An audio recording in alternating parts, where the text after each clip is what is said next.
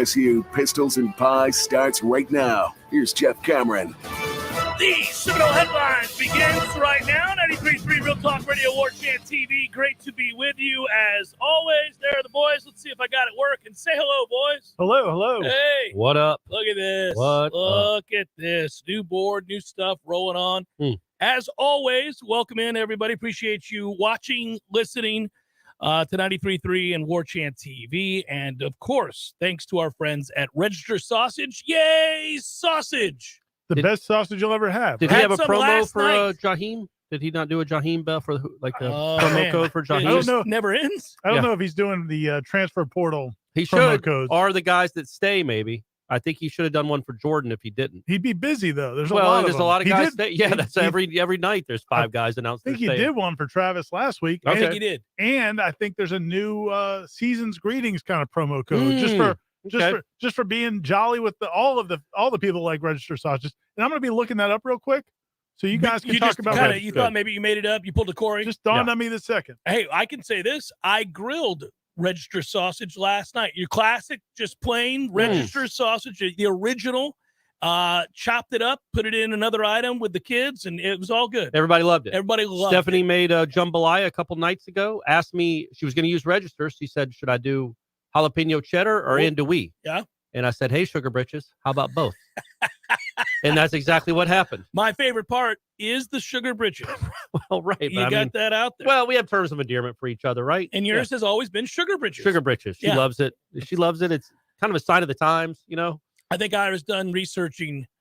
And I may have lied. It doesn't Okay, matter. that's We fine. know there are The promo code codes, is sugar britches. and it's on the regular from Register Sausage. There is a promo code seemingly hourly. If it is based on found recruits. I didn't lie. Okay. Not this time. Every product on the website, which is registermeats.com, is 15% off now through December 19th, which is not passed yet, correct? Correct. Yeah, we got about 5 days left. You got plenty of time there, buddy. Orders have to be in by December 19th. The promo code is XMAS15, Xmas15. Oh, okay. And 15% off anything you buy from registermeats.com. For Tatum Bethune. Shout out to Tatum Bethune for coming back for another year. Right? Who hasn't? Yeah. Yeah, Who no, I know. has not come Just back type for in another a- year? I do like that some just of type them. in a A number. number, It's yeah, probably somebody's they're jersey. coming back. They're on their way back. I do like that we are in the, I guess, maybe every school is doing this, and I just don't pay attention to them because it's not on my Twitter feed, but like guys that I guess the right response would be, oh, all right, where were you going to go? And I'm not trying to take shots at guys. Kind of sounds like you are. Well, but there are 5 or 6 guys that we were really worrying about. And then there was a flood of guys that you hadn't thought you were worrying about that announced they were coming back. You didn't even know it was on their radar to not be coming back. I think there's 2 different things going on. There's one that the announcement that they're coming back, and then part of it is the acknowledgement that they have an NIL deal with the Battle's End. So And I think that's getting conflicted a little bit. Yeah, and if we're being honest, I think those kids, that's got to be a cool thing because it feels like you're signing like you're a big deal because you're signing a contract the way that NFL prospects do, or undrafted free agents do. So you're seeing that everybody wants everybody else to know, hey, I'm signed too. And yeah, they're all going to promote that, but Battle's End's going to promote that as well, as they should, just to let everybody know they're serious. And right now it's obvious to all that they are serious. And that's good news for Florida State because there's no doubt the successes in the transfer portal from last year, what we're watching with the last couple of seasons, the way that they've been able to secure these players, assess these players, elevate these players, and improve the football team, and now pay these players. I mean, I don't know why you wouldn't seriously consider Florida State if you're an upper-end player, and you're an offensive player in particular, by the way, although they've had plenty of success on defense too. I can't see why you wouldn't look at Florida State because they're cashing it in. They're clearly a team on the rise. Well, the Jaheim Bell kid from South Carolina who committed yesterday, transfer from South Carolina, Corey wrote a column about it. Mm-hmm. Michael also had an interview with his mom, and there's some really interesting stuff in the interview where she talks about, he's originally from Lake City, went to high school in Valdosta with Tate Rodemaker, who did sign with Florida State in the same class. It was his quarterback. Florida State was recruiting him, but it was at the period where, he was being recruited by Taggart staff, and then they get fired, and then you don't know who Mike Norvell is, and so he signs with South Carolina, has a nice career there, and a big reason he's coming to Florida State is because of what they did this season. Like, they watched this team play and said, well, if that's what Cam McDonald can do, imagine me. Yeah. Exactly. Imagine what I would do in that offense. Basically, that kid's nickname is Biscuit. and he's caught 200 yards. He had as many receiving yards as I did. His nickname is Biscuit. Mark Easton. And just for people that don't pay attention, but that was Gotcha. Mark Easton Douglas. Cam McDonald obviously had a good year, but she even said in the Q&A, she's like, Cam's a really good player. He gets open, but Jaheim's a little faster than him. And I'm guaranteeing you that's kind of what they were hearing. Yeah, it's funny. I saw Corey and heard Corey yesterday, as well as in his written piece, try to dance around and be somewhat complimentary of the new piece while also not ripping the old pieces. Hey, no offense, Cam, as I rip your sorry I didn't rip them. I just look, when you're looking at that offense, I wouldn't say the receivers are elite, but they were an enormous upgrade just across the board. And not just Micah and Johnny, but the guys got better around them. Sure. So the receivers played. Competition tends to do that. The running backs to me are close to elite. The quarterback, I think, is elite. And now you have an elite-ish talent at tight end, man. I mean, again, this is a guy that carried it 17 times in an SEC game at running back. And you're going to have him, you're going to devise those screens that get Marqueston Douglas 14 or 16 yards. Well, this kid could take it 50. That's the kind of athlete he is. That was like the one piece I thought skill-wise they were missing. Well, we've been screaming it from the mountaintops on this show, my show, every show. Everybody's talked about how the reason why is it was such an important piece of what they did at Memphis. Yeah. It was also described by Mike Norvell himself on the day he was hired as an important position. The H-back, right? Yeah, that's what he called it. He didn't call it an H-back then. No, he called it something else. Three-back, I think. It is an H-back in essence. Right. But yes, somebody multifaceted, somebody who's capable of blocking, somebody who's big enough and strong enough to do that, but also has hands and is athletic enough that you can put him out in routes and he can run away from people, but also you can use him as an H-back, as a lead blocker. It's hard to find those guys who have that skill set. And clearly, this is a kid who does. And what's cool about it is, look, this offense is already really good. It's bordering on elite if it isn't. And next year, with most the skill guys coming back, it was going to be one of the best offenses in the country. This was like, it's just a cherry on top of what you already had. You didn't necessarily need a great NFL tight end. You showed that this year. You're very good on offense without one. Now, what's it going to look like with this dude? I think that's what's so exciting is it's a piece that could make you, a top 10 offense to a top 2 offense. Well, underneath that cherry, though, they probably need one more scoop of offensive line. Yeah, without question. Sure. And then they need some interior defensive linemen. They need, if but you're going to play for what do they need? Specifically about the offense. What do they need? They need one lineman probably. We done after that? I maybe take 2. It depends. One or two. Yeah. It depends on the quality of person that's reaching out to you. That's the other part of the conversation that we keep having is now they've been able to go out prior to the wins and assess guys and find guys that they thought would fit in the locker room as well as upgrade the position group. Now they're in a position to accept a lot of calls and inquiries from guys that are of a higher caliber player. You talked about that with Coach Henshaw. Yeah. So this is something that, it's an interesting time to watch to see how discerning they are as a staff. Like, well, what do we want? What do we really need? And what are our options? And how quickly do we want to fill those? You don't have to fill them all this week. You don't have to even do it on signing day. You've got time. I went back and I was bored and I just wanted to hear what we were saying before the Duquesne game. I was just kind of curious, like what was the tone before the Duquesne game? And we felt very good after preseason camp, but it was funny because at one point, I guess on the Sunday Smash, I had made a comment that, I think 8-4, and if things go well, maybe 9-3. And so somebody like kind of pinned me on that in a question. And I was like, slow down there. I never said they would definitely go 9-3. And it's just so funny how like your perspectives changed from then. I mean, it's just 3 months ago, but we still had so many questions about this team going into the season. Yeah. The evidence changes the way you think, and it's fun as it builds, right? As you see more examples of what's possible. I mean, we had absolutely no idea. We liked what Trey Benson looked like, but we had absolutely no idea what he would become. No idea that Jordan would turn into this Jordan. And look, man, I the whole preseason, I put all my concerns into the offense. I thought the defense would be okay, but the offense had to take a giant leap. Yeah. And it absolutely did. Yeah. I mean, the LSU game, they only scored 24 points. They should have scored 38 points. That's when I knew, okay, this is a different looking thing, man. And that was before Trey Benson was Trey Benson. And they were still moving up and down the field against what turned out to be a pretty decent LSU team. But I was just going to say, I think that confidence, though, is not unique to us. I think that was the case for players. I think that was the case for staff. I think there were a lot of people in this program that didn't know exactly how it was. I mean, I think it came out better than they thought. Certainly with the offensive line, given the amount of injuries they had absolutely. to deal with. I mean, they knew they had added some pieces and some depth, but I don't think they thought, or anybody could have thought, well, if we lose half those pieces, we're going to be fine. That's how could you ever know that? And think back to Maurice Smith's injury early in the year, and you're thinking, I don't even know if he's going to play the first few games. On top of Caden Lyles already being out for the year. Right. And now you're starting to scramble about, well, what does that do? Well, that makes us move this guy to here, and this guy has to go back over here, and that's not where he's best. And now I've got a guard playing tackle again, and all these different things. And so, yeah, it played out certainly, I think, better above and beyond what we thought it would. Now the trick will be the opposite going into next season.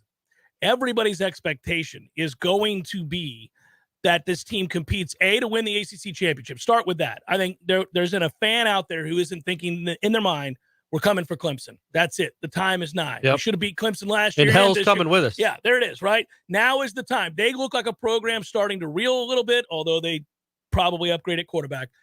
And we're rolling right now. Nobody else in the Atlantic is going to really compete with us right now. We should take out Clemson, win that championship. If you win a conference championship, you're certainly in the conversation for a college football playoff berth. So this is the expectation, and anything short of that will be, I think, pretty devastating for Florida State fans. And we're months and months away from it all, but already, especially every day, there's a new reason to build that up with a yes, I'm coming back.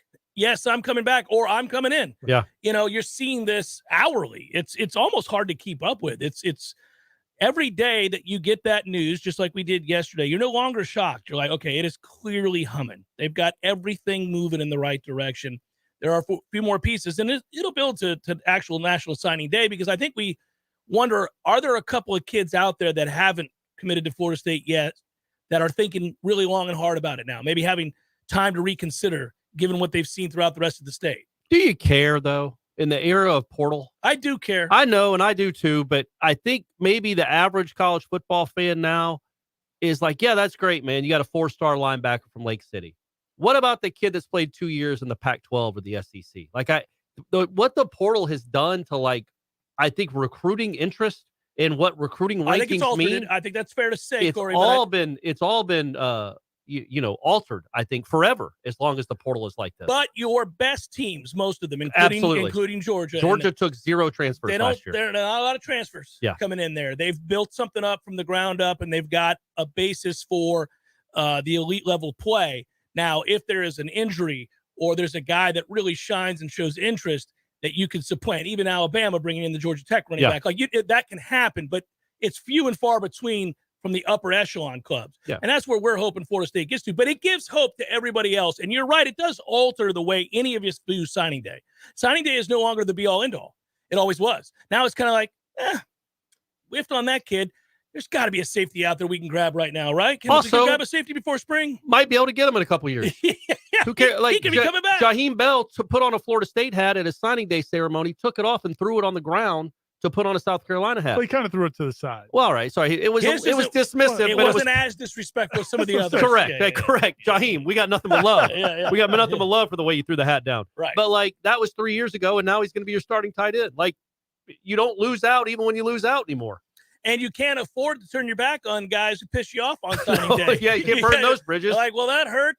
We'll see you in a couple of years, maybe. That's kind of where we're all at. I mean, I think even the most diehard amongst Florida State fans, as much as it angered them with Travis Hunter, if tomorrow you found out he wanted to come, I think the staff and everybody else would take him in. Don't you? Yeah, but I do 100%. But I also think it's good to have a mix, and I think they have a healthy mix right now. You've got these young guys like the Patrick Paytons and Shaheem Browns and those guys who have developed in the program. The guys that, some of these guys started as freshmen, Kevin Noles and 13, Amari Cooper. So now you don't even know his name anymore. 13, he's just 13. Oh, 13. Amari, and you got to pick it up, man. Got to play better. Yep. So you want that mix. I don't know that Florida State's ever going to be at a point where they're not, because I think you're seeing Georgia and Clemson, some of these other teams reevaluate now too. I mean, like Clemson's reevaluating. They're starting to look at transfers because they have to. Imagine that. Yeah. But a year or two ago, he was wrong. Of course. Again. Yeah. Hypocritical again. Yeah. No, not surprised. Seminole Headlines 93.3 Real Talk Radio Warchant TV continues in just a moment. How long is an acceptable time to have to wait? Hey, it's the Millers again. Just calling you about our little plumbing problem. 2 hours? Hey, we were hoping you can get here soon because the water is getting really bad. I mean, please hurry. 4 hours? I know you said you were on your way, but, honey, tell the kids to tread water. 8 hours? Don't worry about us. We're fine.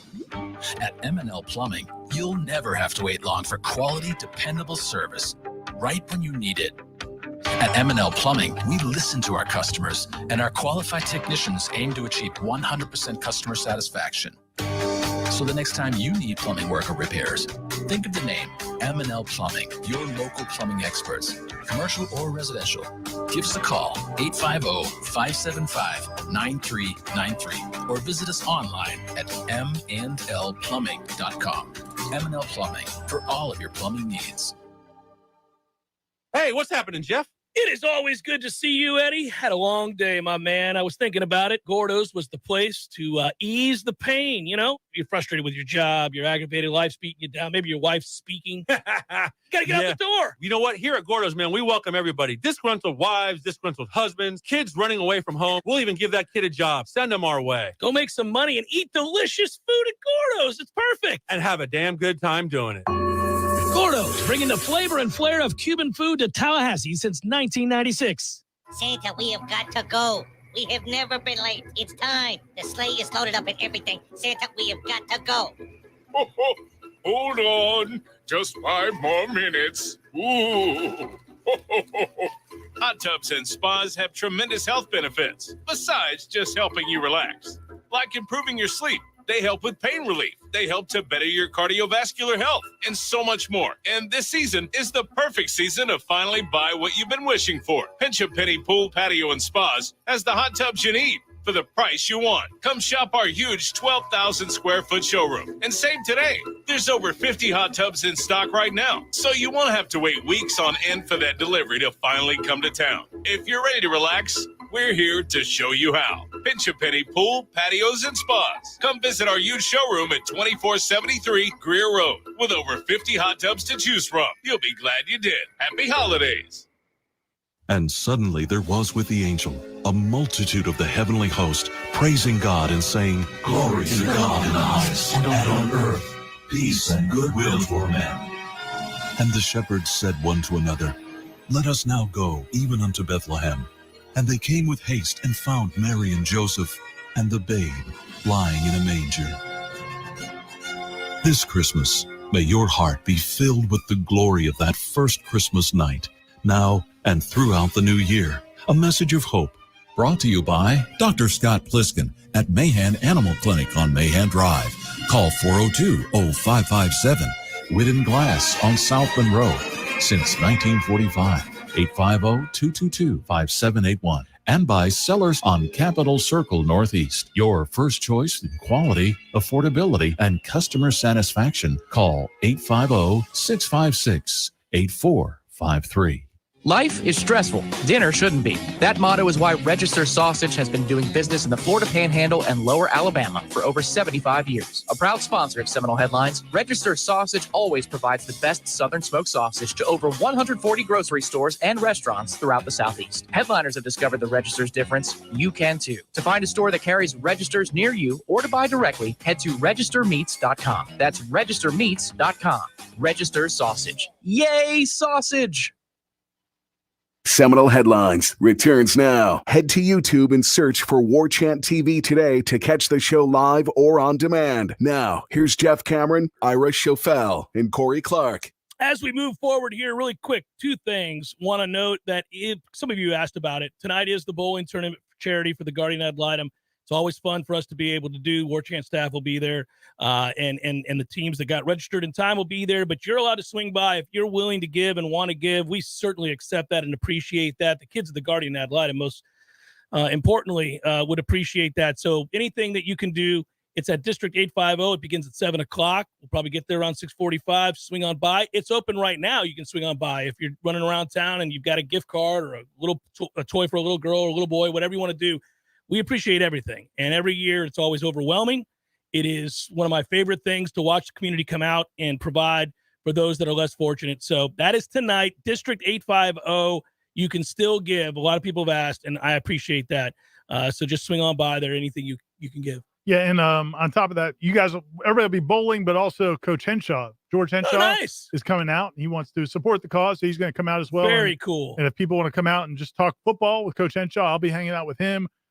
Just kind of, shooting the bull, talking football. We'll be there. And so if you're not bowling, and I know all the official lanes are filled up. Right. But yeah, people, if you bring a gift, you can come out and talk a little football. There's nothing wrong with that. And I actually think it's for all of us, we're going to bowl, but we're also going to be talking and meeting with people and doing all that stuff. Not Corey doesn't talk to anybody. If he's in a bowling alley, I'm focused. Bowling. Yeah, he's all locked I'm doing. Yeah, locked in for that 144. Are you bringing the special ball? No. I wish I had a ball like Jeff's. I would bowl it's that a sweet thing. ball. But yeah. But here's the thing. This year, I have to admit, so the lanes are all filled up. Everybody's ready to go. But we have no Alicia, and I never realized how important Alicia was to our cause. How did you not? Well, I guess that's a weird oversight. I kind of did. I was blocking it out. I did. Yeah. She has been vital to the cause. Also, there was no such thing as the transfer portal and NIL prior to the last couple of years. And so normally this is a complete dead time for Tom and I at all. And now it's not. So it is organized. It will be great. But I'm going to have to, and Tom's going to have to, and you're going to be talking to Coach Hinch, and all of us are going to be kind of wandering around, doing our part, as well as bowl, because I intend to bowl well above whatever Corey bowls. Man, I can't wait to see with the new muscles I have what kind of ball I'm going to be bowling with now in that pin action. It's going to be explosive. 16, probably right? a 16 or 18. Do they have a 20-pound ball? Go with an 18. Okay, yeah. It just the pin action is going to be incredible. So that is tonight, and we appreciate it. And then the other thing is we should at least acknowledge, rest in peace, Mike Leach. That is not shocking news based on what we had begun to hear over the weekend. Obviously, it looked like this was maybe trending in a very sad direction, but passes away too soon at 61 years of age, and was certainly 61. That was it. Yeah, wow, 61, nice.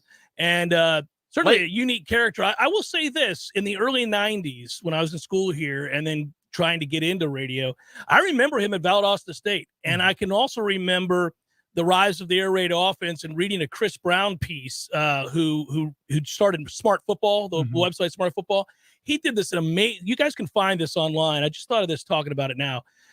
With Hal Mummy and Mike Leach and that the evolution of that offense. Hatcher. Yeah, Chris Hatcher. The evolution of that offense and the variations of it and what Mike Leach contributed to all of that. Obviously a really bright guy, unique, quirky guy. But you can find that article. It's out there. I'm giving Chris Brown credit. He did Smart Football. His website, it's no longer, I think, what it was at the time, but he has an extensive piece on that. And if you ever wondered what he contributed to college football, this was the most thorough vetting of that, I thought. So just heads up. If you know what I saw on Twitter today, because people were making the case for him to be in the Hall of Fame, which I would have no problem with, that they actually have criteria for head coaches that you have to have won 60% of your games to be eligible for the Hall of Fame. Is that right? Yeah, which is random and weird. I didn't know that was a thing in any Hall of Fame. Maybe the Golf Hall of Fame, you have to win a certain number of games or tournaments. Well, you have to win a certain number of tournaments, yeah. I thought it was, I didn't know there was criteria. Well, and it's interesting with him because he took up reclamation projects a lot of times. Yeah, and he was an innovator, so you can't just judge by record. Like, what's Leonard's career winning percentage? Yeah, right. Sure. If you're taking on, rebuilding projects, you're not going to have a great record. Speaking of, they got a big game tonight. USC Upstate. I'll just say they got a win over the weekend. Can we just say that since the last time we saw each other, they got a win. They could get back-to-back wins. Oh, let's not get ahead of ourselves. Let's go. I think they're double-digit favorites. USC Upstate would beat Louisville by waters slowly, Ira. 10 points. We will, since we've Taylor Swifted the first 2 months of the season. I will say this real quick. It is encouraging that they played well in that game. Louisville stinks. They're awful. Well, they're winless. But it was encouraging to see them play well after they had given a good effort against Purdue and Virginia, 2 top 5 teams that they played really well with. Yep. But then you lose Cam Fletcher. You think, oh man, this thing may spiral back down. So it was good to see them play well again against a terrible team. So we'll see what they do going forward. But at least it was nice to see them not take a big step back. See him smile and talk a little bit about the set of circumstances that they find themselves in and be candid. And then also, note that, hey, the more I talk about the things I didn't do or the injuries we've had, the more it sounds like excuses. So I don't want to do that. He's in a tough position because on the one, I think he would really like to vet that, but you're in season. I mean, you're in the middle of a season here and you got games to play. You got to try to win them. They are playing better, but they are obviously without quite a few of their players. So anyway, enjoy tonight, right? Preston in the chat said they had to shake it off and get a dub. There you go. Nice. Well played. Is Jared Burst coming back? What's going on, gang? What's going on? I think there's a chance. I think there's a good chance. That'd be something, huh? Are you trying to read my poker face? So if Burst comes back, you still go get you another D end or two, one. What are we looking at here? Maybe one more. You like Peyton and Verse, but if there's a really productive player out there, I don't know what you have behind that you feel great about. Well, I'm very much in favor of comparing. Okay player, right? I'm very much in favor of holding Florida State to an elite standard because I think that's what obviously they want to go. That is the goal. Feels like they're heading there. Its history is that when they're operating at peak efficiency, they win championships. So why not compare them to how close they are to competing to win a championship, make the playoff, however you want to look at it. And so therefore, it's right down the road. You just look over there at Georgia or Alabama or what we think LSU will be again here soon. And I think Florida's going to be real good again soon. So you just look right around you in the same recruiting footprint. These are the standards you're going to have to reach. And do you have that level of talent? And if you don't, where is it least concentrated? Well, it's least concentrated on defense. They don't have enough difference makers on defense. They've got some nice pieces as starters.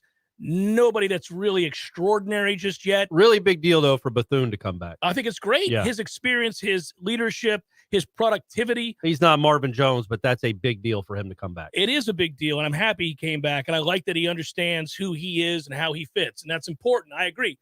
But, again, you're looking for awe-inspiring athleticism, and Florida State's lacking that on defense. And, moreover, they're lacking that in terms of a depth of talent where if a guy goes down. So we don't know what's going to happen with Fabian Lovett. I would think he's going to go pro, but who knows? And we don't know what's going to happen with Jared Verse. I do feel decent about him coming back. And you referenced the Coach Henshaw piece, which I posted. It's at warchant.com if you want to read it. Just $10 for a year. If you're not a subscriber, sign up. Let's go. But Coach Henshaw, the point he made is in the NFL, the way the NFL coaches look at their team is, okay, we've got 45 guys dressed. 40 of them are just kind of the guys or your team. They get you through the game. They give you a chance to, but there's usually like 5 guys on your team. If you're a good team, that are going to make those plays in when you have to have them, the Kelseys and superstars. Sure.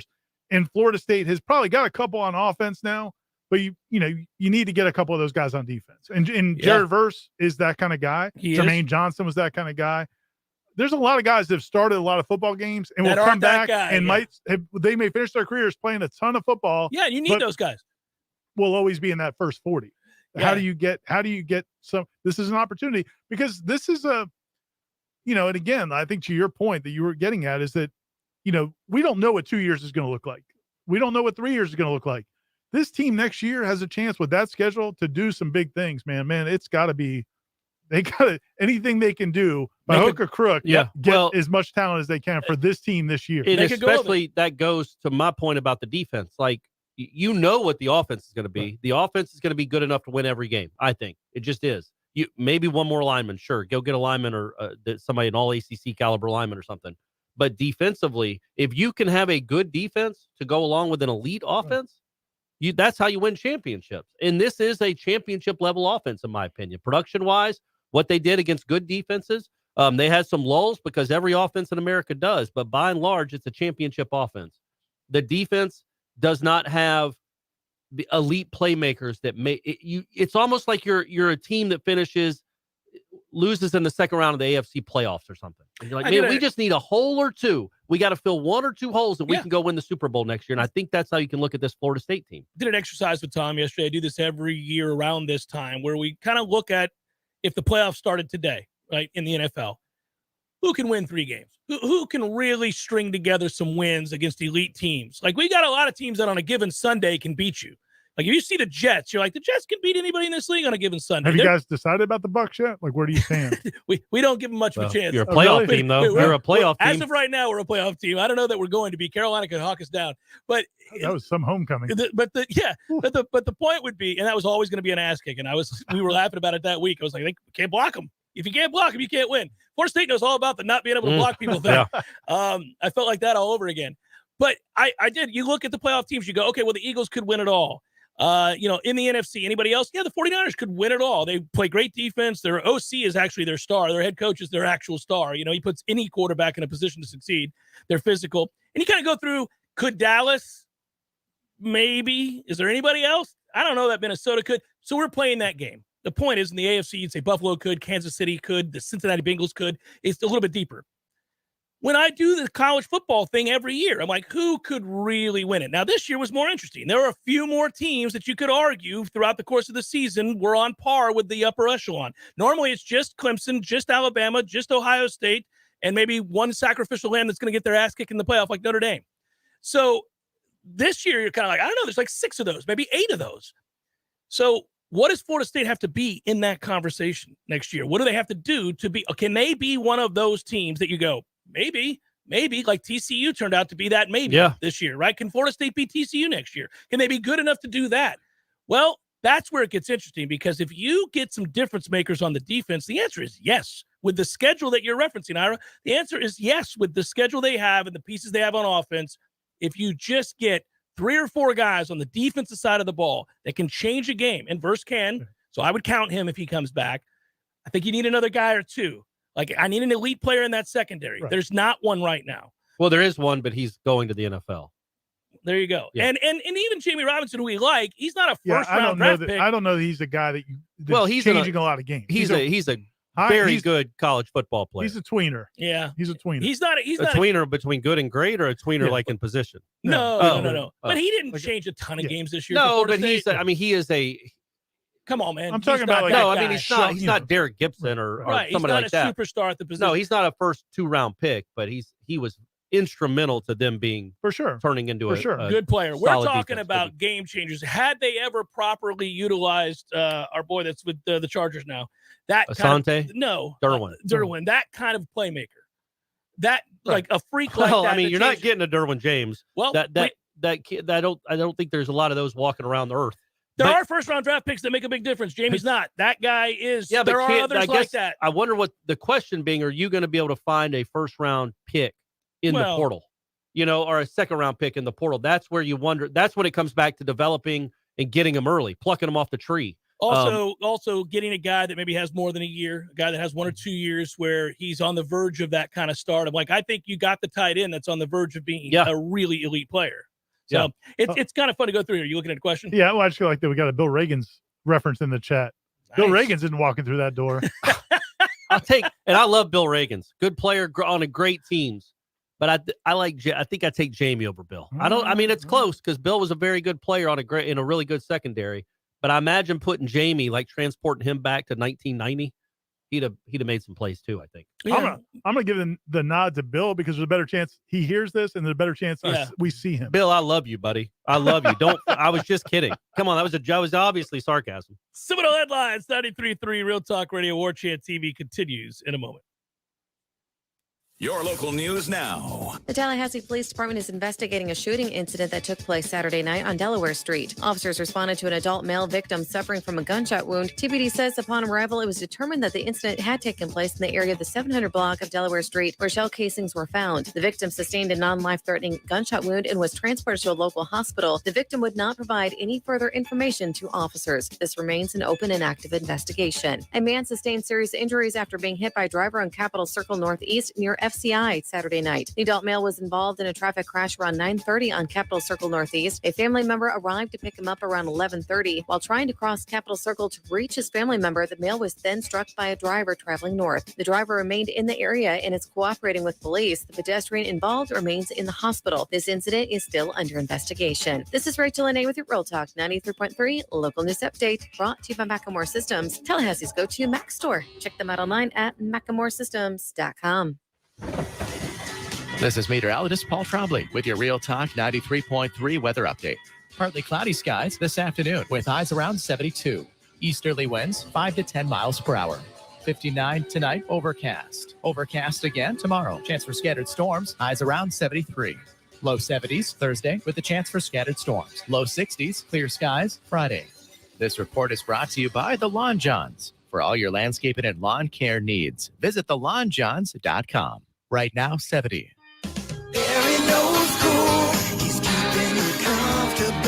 This is Kyle, service manager from Barano Heating and Air. Schedule an appointment from your mobile device to learn about our Total Comfort Service Program. With guaranteed same-day service, 15% off necessary repairs, and $25 berry bucks to use towards air filters and other products. Turn to the experts at Carrier and Barano Heating and Air. Any day, anytime, anywhere. Online at baranoac.com. Florida license CAC 1816-186.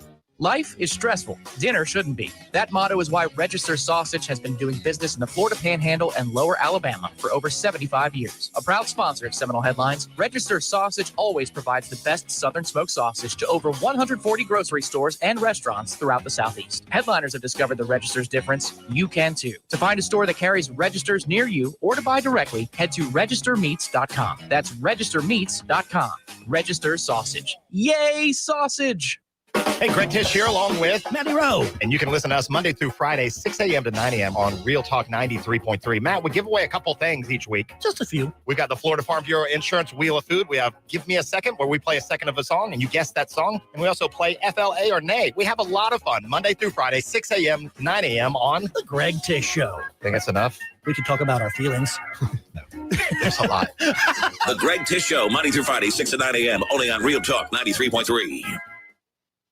Seminole Headlines returns now. Head to YouTube and search for Warchant TV today to catch the show live or on demand. Now, here's Jeff Cameron, Ira Schofel, and Corey Clark.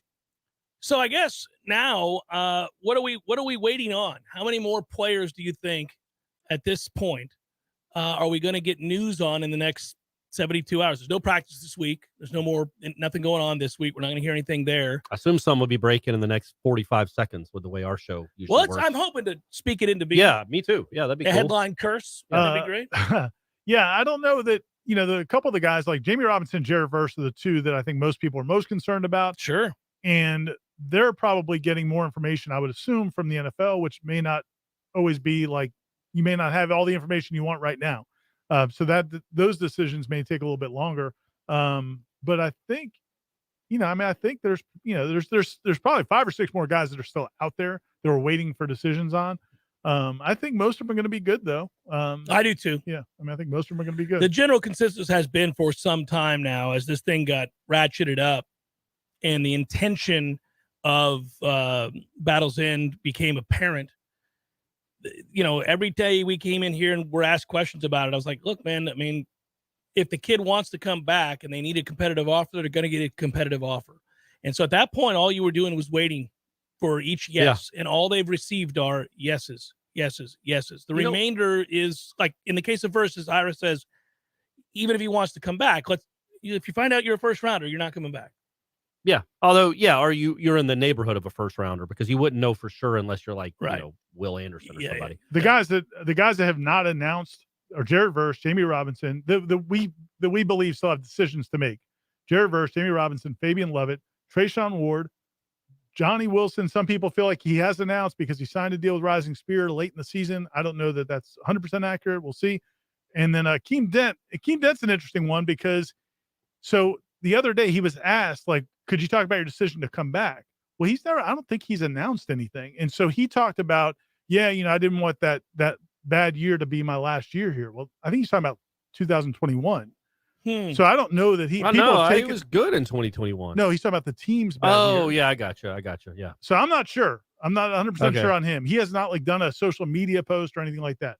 So those are a couple of guys, but I don't know that a lot of people are, think the season's going to hinge on what Akeem Dent does. But also when it comes to the running backs, those 3, Jamie, Fabian, and Jared are the 3 that, because I think we assume Jamie is going to go, but we assumed Jamie was going to go at the end of last season. So there's when he hears back from the NFL, he may decide, another year. And Johnny could go ahead and firm it up. I think people feel good about that. But I think we think he's coming back for sure. But the running back room, I'm fascinated by that. Like I thought it was an under the radar big deal that Toafili announced he was coming back because he is a guy that could go somewhere else. And I do think he gives you something that nobody else in this offense gives you. Trayshawn Ward coming back. Rodney Hill announcing he was coming back. He has a deal. Yeah, right. So, and people might think, where was he going to go? Well, he might want to go get more carries at another school. So him coming back is good. Trayshawn Ward has not announced anything.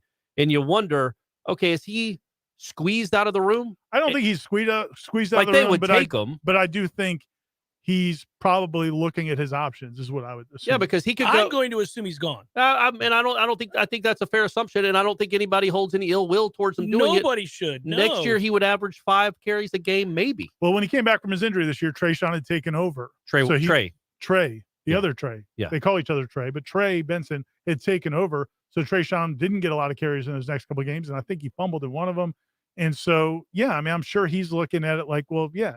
If you can get a school to offer you good money, say a school that's insane, like Liberty. Liberty's paying people insane money to come there, including coaches who make parallel moves to leave Coastal Carolina, go to Liberty just because of the money, right? That's not a great move from him. If a school like that called you and said, we'll give you $100,000 to be our running back, well, man, you're never going to see that here. Take it on down the road. Go get your money. Good for you. He's not really a pro prospect. Go get your money. I would root for him to do that. I mean, especially because he's at a position, and it's not a knock on him at all, but he's at a position where there are really good players. One of them that's in front of him. But the other side of it though is he is a good player, and he's been like one of those guys that's been bought in from day one. Yeah. He's well liked. So I don't, those are going to be some interesting decisions. Like I think some of these decisions that we've seen from some of the guys who are leaving that have entered the portal, everybody assumes when somebody enters the portal that they're pushed out. And that's not always the case. I think there's probably some players on this team that could have helped at some point, but I don't know how hard they fought to keep them because they do need cap space to get some better elite players. Cap space. There we go. That's the reality of it. No, so it is. If it wasn't for that, I think maybe they would have fought harder on some of these young guys because there's some developmental players that I think had potential. It's not like they're all busts, but when they say, hey, I'm getting passed over here, or I saw you sign this guy, so now I'm looking to leave.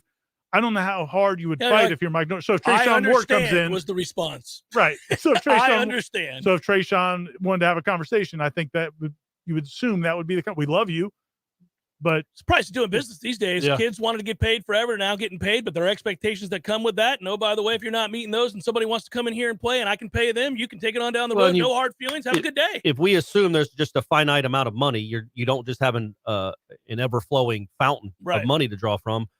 Rodney Hill and Trayshawn Ward are pretty redundant, and Rodney Hill's younger and probably better. I think his upside's better. He's got more upside, but I don't want to dismiss what Trayshawn Ward did for this program, man, because this thing was a cluster. He's also easily liked. He's a former walk-on. He played in the Sun Bowl and ran hard. He always ran hard. He was their best running back through the first half of this season until he got hurt, I thought. Waiting till Trey Benson kind of took the training wheels off and became a stud. Trayshawn Ward was the most dependable guy, except for that pitch there at the goal line. But I'm not blaming him as much as the guy that pitched it, or the guy that called it. There's blame to go around on that one. But I mean, I don't want it to sound like we're just good riddance, Trayshawn. I mean, or not even that. Like we don't care. But it's just the reality of college football, man. You can come back and be in a four-headed backfield, but you can't get the money that you could get at another place or the carries. Yeah, I think that people are going to have to learn that it's not always, sometimes it is, but it's not coming from a place of callous disregard for one's contribution. It's just the reality of situation. If you're stacked at a position and you're going to pay the younger guys to stay, and then you have a star in the making that's coming back in Trey Benson, well, it just stands to reason there's going to be an odd man out, maybe more than one odd man out in that room. And I just want to follow up on something from last week because you said something and I was like kind of not backing you up on it. But yeah, the reality is if Colorado wants to bring in 70 players, they can. There is this 1 year, it's this 1 year window where there's an exemption and there's no limit as long as you stay within under 85.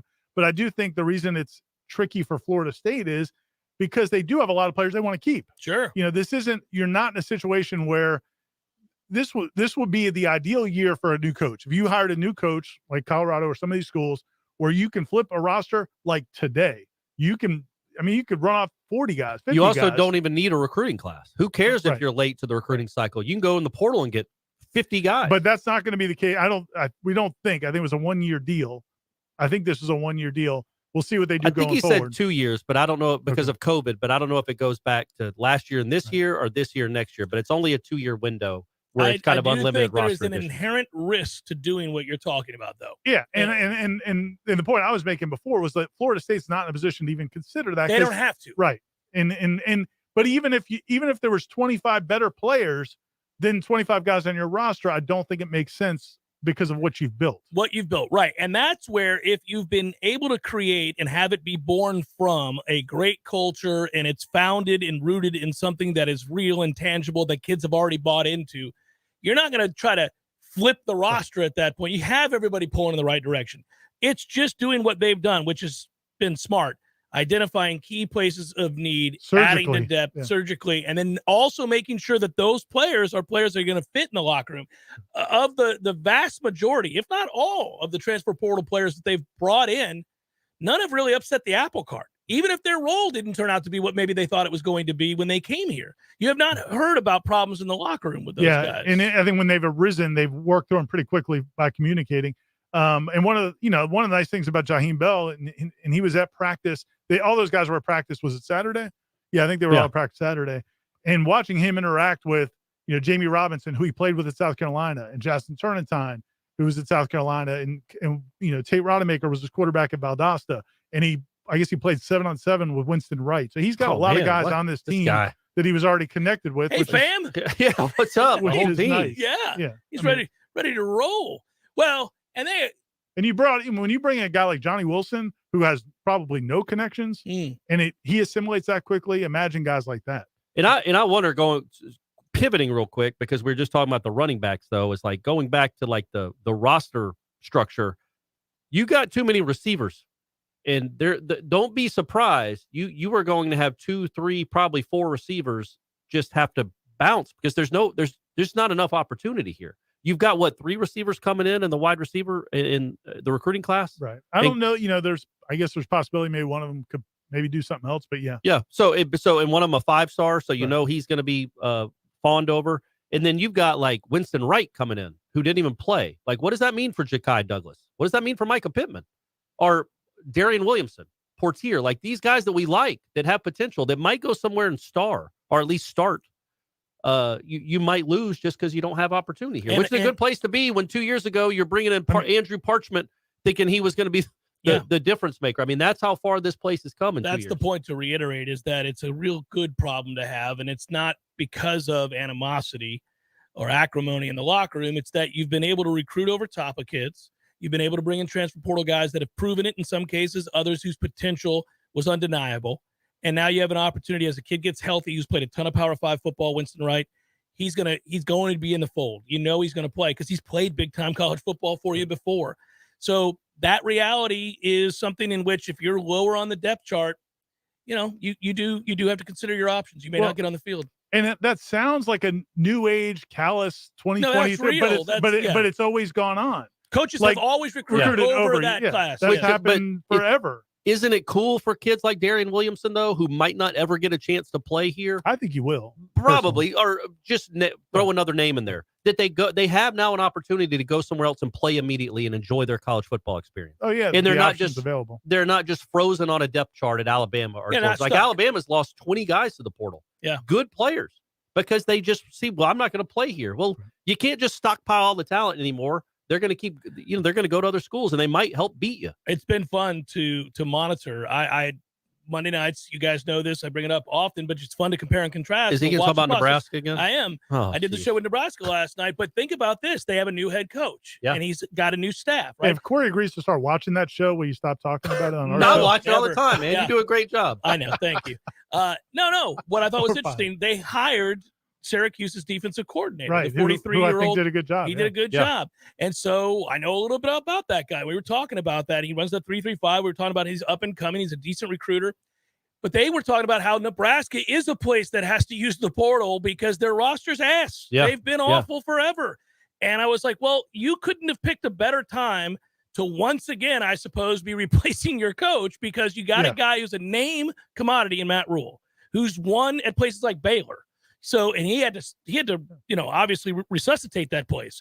So you go in there now and you've identified coaches that you've liked, that you've worked with on various trees before. And now I can get a quarterback, I can get a running back, I can get a wide receiver, I can get a linebacker, I can get all those guys starting next year. Their culture already sucks, so they don't mind taking the risk. Yeah. Whereas we would upset the culture here. You got to be careful about who you bring in. Not there. Culture's ass. Yeah, Nebraska and Colorado. Regular. Nebraska and Colorado, there's no risk there. And who deserves a lot of credit, man, is Jordan Travis. Could you imagine him on the open market right now? Like if Jordan Travis had said, and I know he's going to be taken care of. He's well taken care of. Yeah. But I'm saying if he was on the open market with all of these schools that need a quarterback, Georgia, Alabama, and Ohio State are all leaving, or their quarterbacks are all leaving. I mean, I'm not saying it would have been Caleb Williams last year or whatever, but there would be. Yeah, he could have driven that price really high. And there are positions, this is where it's like the NFL draft, and I know a lot of people hate that because we always love to separate the pageantry and everything else of college football from the NFL, and I get that. But you know what? They've moved on. This is what the reality is. There are positions every year in which there is a run at a particular place. Yeah. Could be quarterback, could be offensive line. Defensive end. Yeah, defensive end. This year, I know just portal numbers tell you this. You can look this up.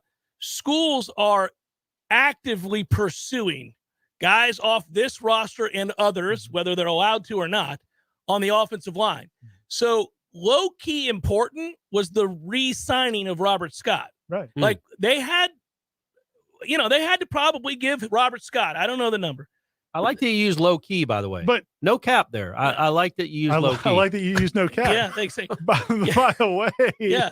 The fact that you just said no cap. He's 16.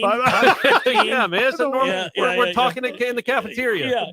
By the way, but that was the point Corey said earlier when people might look at some of these guys announcing they're coming back as, where were you going to go? Right. It's not about whether you're going to the NFL. Right. Yeah. You could have gone to another school right down the road, and then now we've lost a starter. Like in the case of Robert Scott, especially, I would have been like, well, he's not a dominant offensive lineman, but he's a big a starter. effing deal. Yeah, and for him to come back, I mean, there were schools after him, and we know that because there But are is this the new reality, though, when you start at Florida State for, say, 4 or 5 games? And I know he started for much more than that, but just moving forward, is this going to be the new reality in November and December as every kid announces he's coming back? What do you think is going to happen if Julian Armella starts next year as a redshirt freshman? Could you imagine? And I think he's better than anybody else they have on the offensive line. And if he plays well, could you imagine what they're going to have to do to keep him? Well, I'm talking about like I don't even want to use somebody, a lesser prospect. You know what I mean? Just a journeyman starter. And I just don't know if other schools are doing it, but I assume they are. We just don't, because we don't follow those schools on Twitter. It's interesting that this is Luckily, the life we live. Luckily, you got your guy who covers Nebraska. You got Nebraska. So I can give you a I team hope none of those guys are announced that they're coming back. All those starters need to hit the road. Anthony Grant went and had a good career there. He did. Yeah. He's done really well for them. No, it's funny because I do think now, in addition to signing day, as well as transfer portal information, NIL information, we're all going to sit around and talk about roster retention every year, constantly. Absolutely. Identifying that guy as a guy that a team's going to come after. Oh, we better probably get out in front of this guy because he's already shown promise. Better pay him now. Like, this is what teams do with free agents. And what's interesting is how quickly these schools are now that, because the scouting departments they now have, like Florida State has a scouting department where they're researching players that they have developed at schools where they think they might be on the market. That's awesome. So like that offensive lineman at Rhode Island, that everybody wants. I mean, as soon as he went in the portal, like everybody wants that kid from Rhode Island. Headliner questions forthcoming. Stay with.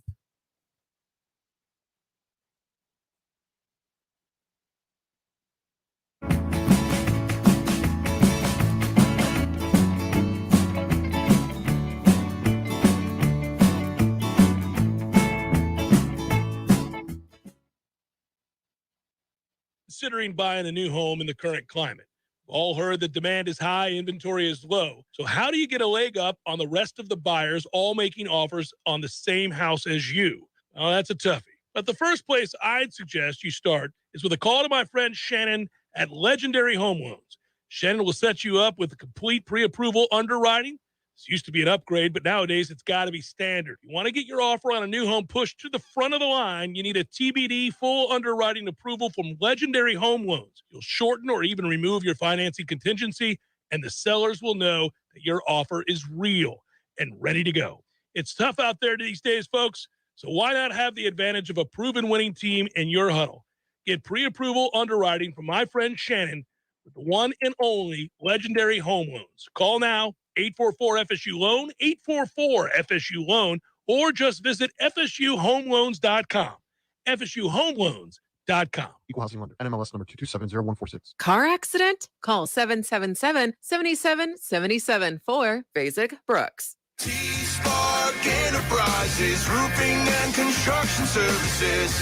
T-Spark, T-SparkConstruction.com. We conquer all peaks. We fix those darn leaks. Call 850-766-1340. T-Spark Enterprises, roofing and construction services. T-Spark, TSparkConstruction.com. License number CCC 1331204. Let's be honest, we all have way too much stuff. Maybe your storage closet is full, your garage is full, or the guest bedroom is a mess. Call Southeast Portable Buildings, 580-6400, or visit them online at southeastportablebuildings.com. Coming up next, more of the Jeff Cameron Show. Live and local on Real Talk 93.3. WVFT, Greta, Tallahassee. News this hour from townhall.com. I'm Jason Weichert. White House says it's fully committed to bringing home Marine Corps veteran Paul Whelan.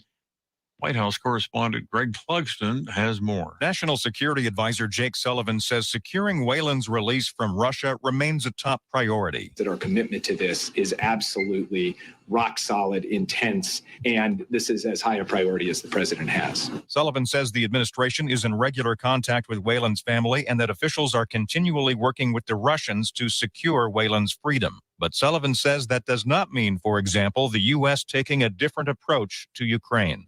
Greg Clugston, Washington. U.S. prosecutors charging the former CEO of cryptocurrency exchange, FTX, Sam Bankman-Fried, with a host of financial crimes violations. In the meantime, he has been arrested earlier today in the Bahamas at the request of the American government.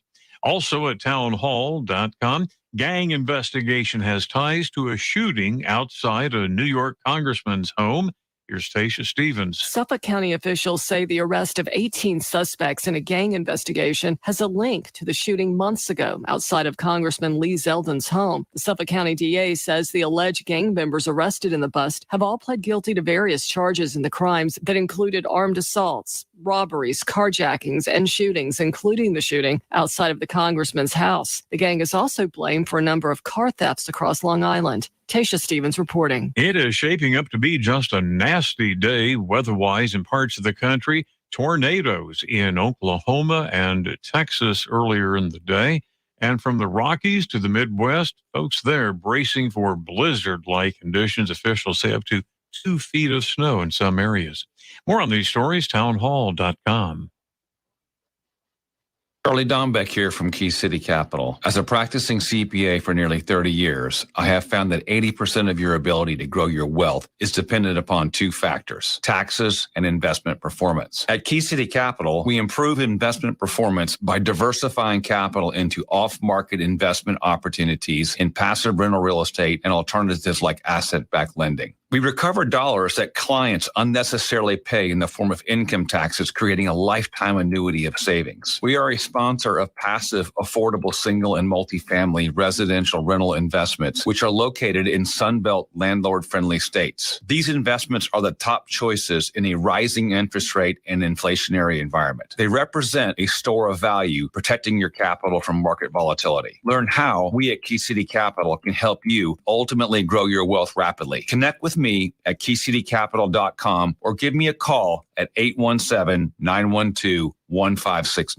Jeff, look at this beautiful day, man. Yeah, it's getting a little chilly. I like it. You know, I'm a colder weather guy, but I worry about it for you because you can't wear the Speedo in the cold. I mean, you know what I'm saying? You don't want to wear a Speedo in the cold. Jeff, it's always Speedo weather, man. We can always do this. Besides, my pool, it's heated. Which means you're insufferable in a Speedo year-round? Cannonball! Still gross. Gordo's, bringing the flavor and flair of Cuban food to Tallahassee since 1996. Many orthodontists in Tallahassee can straighten a smile, but at Birch Orthodontics, they're dedicated to providing the finest care possible. The experienced and friendly staff is trained in all of the latest techniques. So whether you need standard treatment like braces or Invisalign, or you have a more complicated case requiring extra attention, Birch Orthodontics is here for you. Set up your free consultation today by visiting birchorthodontics.com, BURCH orthodontics.com, or call 850-877-1692. At Birch Orthodontics, they create beautiful smiles that last a lifetime.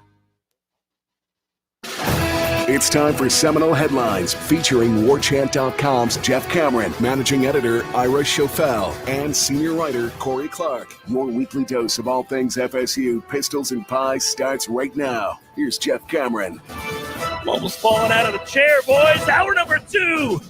Seminole Headlines. I was scurrying.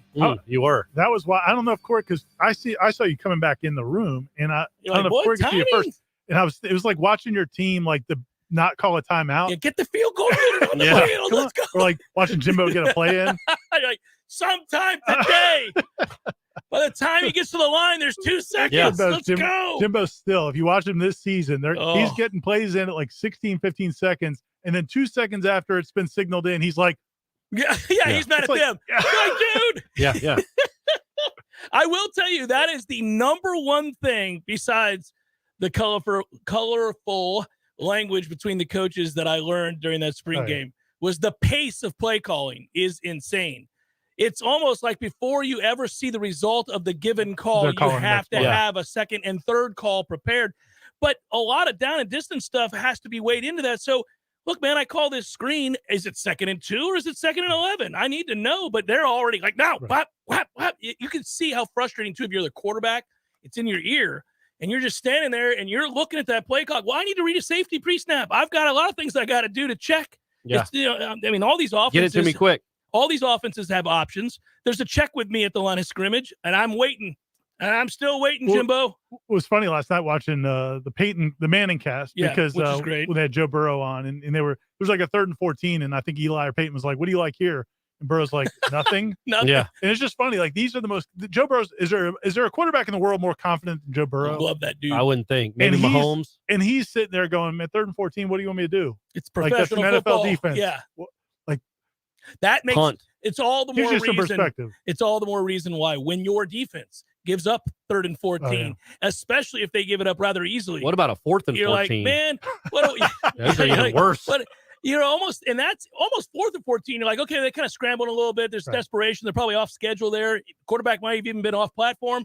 But yeah, like a 3rd and 14, when you see a guy just drop back in rhythm, hit somebody, how is that possible, guys? There's no play for that. What are you doing? This hour brought to you by Birch Orthodontics. Really, the show brought to you by Birch Orthodontics. Always Dr. Birch, the ride and die orthodontist. And really, I would think an orthodontist that not only these days providing great smiles for everybody else, has a permanent smile on our own face, knowing that 9-3 with the cavalry coming and people returning and more success on the way. It's always a fun visit, but now it's got to just be like flashing lights and beverages for all, and everybody's having a good time when you go see Dr. Birch. Stephanie's son just went there. I can actually add something here. Oh, hey. Not relation to me, but and he got his bands for his braces were Florida State colored. Oh, look at that! I didn't know they did stuff like that anymore, but these Dr. days, Birch but I guess does. they do. Yeah, you can get Florida State colors on your braces, kids. My son, Clark, currently has green and red for Christmas. Oh, Nice. all right. Well, that's something a else, little I green guess. and red. Now, All when right. he'll get them off, he'll put a different color on. It's very important to the kids to be able to change. It's Sure. almost like a grill. Yeah. Do your thing. I was also thinking of a new motto for Dr. Birch. How about "Smile, don't care who fixes it"? But we do. Well, yeah, we kind of do. We do yeah. care. We want them to go to her. All right, that's a bad motto. Smile cares We do who care fixes it. who fixes that. Smile That's cares who the fixes worst motto ever. We'll have to I edit know that why out you on the wanted to YouTube. incorporate it. I know why you wanted to, but yeah, no, we do care that you go see Dr. Birch. All right, let's get to the questions. There are plenty. Everybody's excited as they should be.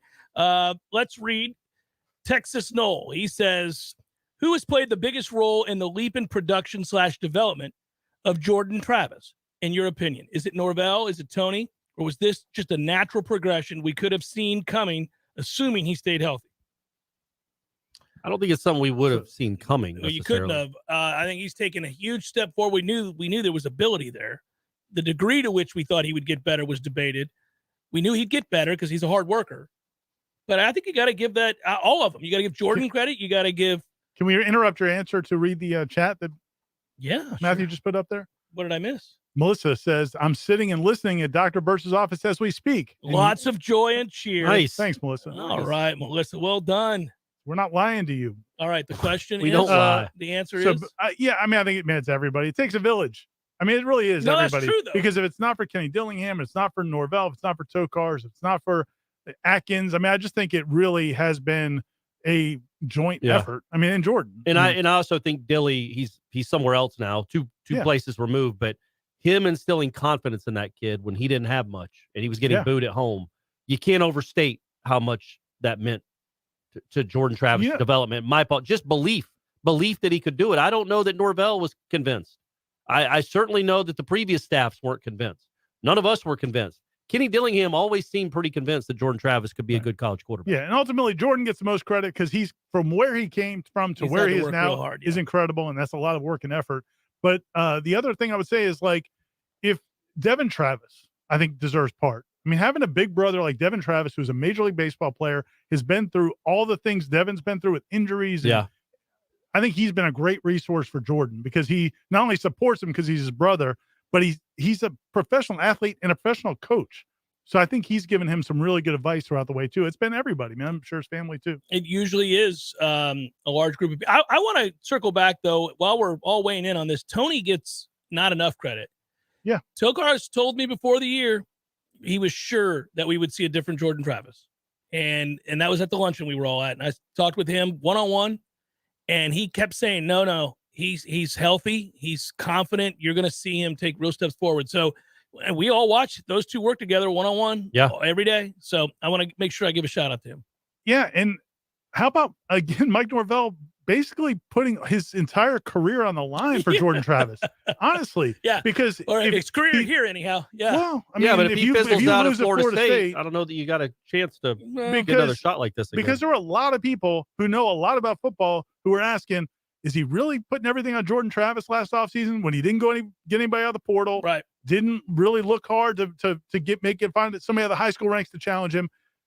I mean, he kind of went all in with Jordan Travis, and it's paid off, but that's a big step too. A lot of credit to be passed around. Chris noted that he went to the Army-Navy game this weekend. We saw Chris Smith's tweet last week and awesome. Over the weekend, and it was awesome, and he was encouraging everybody to do that, fathers and sons. So here's what I propose, fellas. The three of us and my father, Army-Navy next year. Oh, I thought you were going to tell me to take Brady. Let's go. No, Brady can go some other time. Some other time. We're going with my pops. That's not a bad idea. Let's go Army. Actually, it does sound like a good idea. We should really do it. Don't they have it in Jacksonville occasionally? Haven't they had it in Jacksonville? No, they do not have it in Jacksonville. They rotate it, though. Well, they're starting to next year, and it's going to be in not in this order. Boston, New York, Lincoln Financial, Philadelphia, also, I think in D.C. So all the places where it's 11 degrees. They can't let those players go play in Honolulu. Man, come on, man. Give those kids a vacation out of the rest of their lives are going to be tough, It's rotating for the next 5 years. All right. We'll find the one that's closest that we can drive. Well, I mean, where do you want to go? Fenway? You want to go to Yankee Stadium? You want to go to... Will you fly if you get to sit next to his dad? On the plane? Yeah. Yeah, absolutely. I don't care where we are in the stadium. Yeah, as long as I'm next to his old man on the plane. Kodak writes, with Destin Hill finally showing up, how much eligibility does he have left? Who knows? And then he wants to know if I ever wanted to go into coaching. A little bit. Back in the day. It's a lot of work, man. That's way too much work. You never see, like, if you have a family or anything, and you don't see them. Yeah, so that's out there. Sam Spiegelman, who covers recruiting in particularly in the areas of Louisiana and Texas and some of those areas, works for On3, our network, reported last night that he's hearing from a source that Destin Hill of the 2021 signing class. Are we serious now? That's what he reported. Honestly, okay. I think he's 2020, isn't he? Maybe it's 20. I think it feels like 2015, 2016. 2021 like 18 months ago. He came in with Rudolph and Ermon Lane, didn't he? That he's still trying to come to Florida State. Jimbo is pumped. We're just gonna see what happens. If it happens, it happens. As far as eligibility, if he hasn't gone to college anywhere, junior college, anything, he's still got all his time. eligibility. Yes, he does. Levi, I like that name, writes over under 1.5 first-round draft picks on this team next year if Verse comes back. How many? 1.5. So you think there's two players that are first-round draft picks on this team? I don't know. Trey Benson could be. I might take the over. Benson and Verse. I would think you'd have a better shot at one of the linemen proven to be something, offensive linemen proven to be something. And I'm not talking about like Armella. He obviously wouldn't be drafted next year, but I'm not sometime betting down on the any line. of those linemen to be a first-round draft choice. If Johnny became a consistent pass catcher, I could see him being there. But I wouldn't bet on it. Or maybe Jaheim Bell if he has a big breakout year in offense like this. He might. Yeah, I mean, that might be an answer. I still say under. I'm saying under. Yeah, if I had to pick right now. If you made me pick the over, I'd bet it on Verse and Benson. But I would take the under as we sit here today. Jay writes, with Jordan Travis's return and Mike's offensive scheme, which focuses on run first, can you debate a true path to the Heisman in Mike's scheme in 2023? If all the drops this season had been completions, he may have been in NYC this year. Your thoughts? I don't know. Probably win the NC State game. Well, I was going to say you have another win. Yeah. I don't know that I would say he would have been there this year.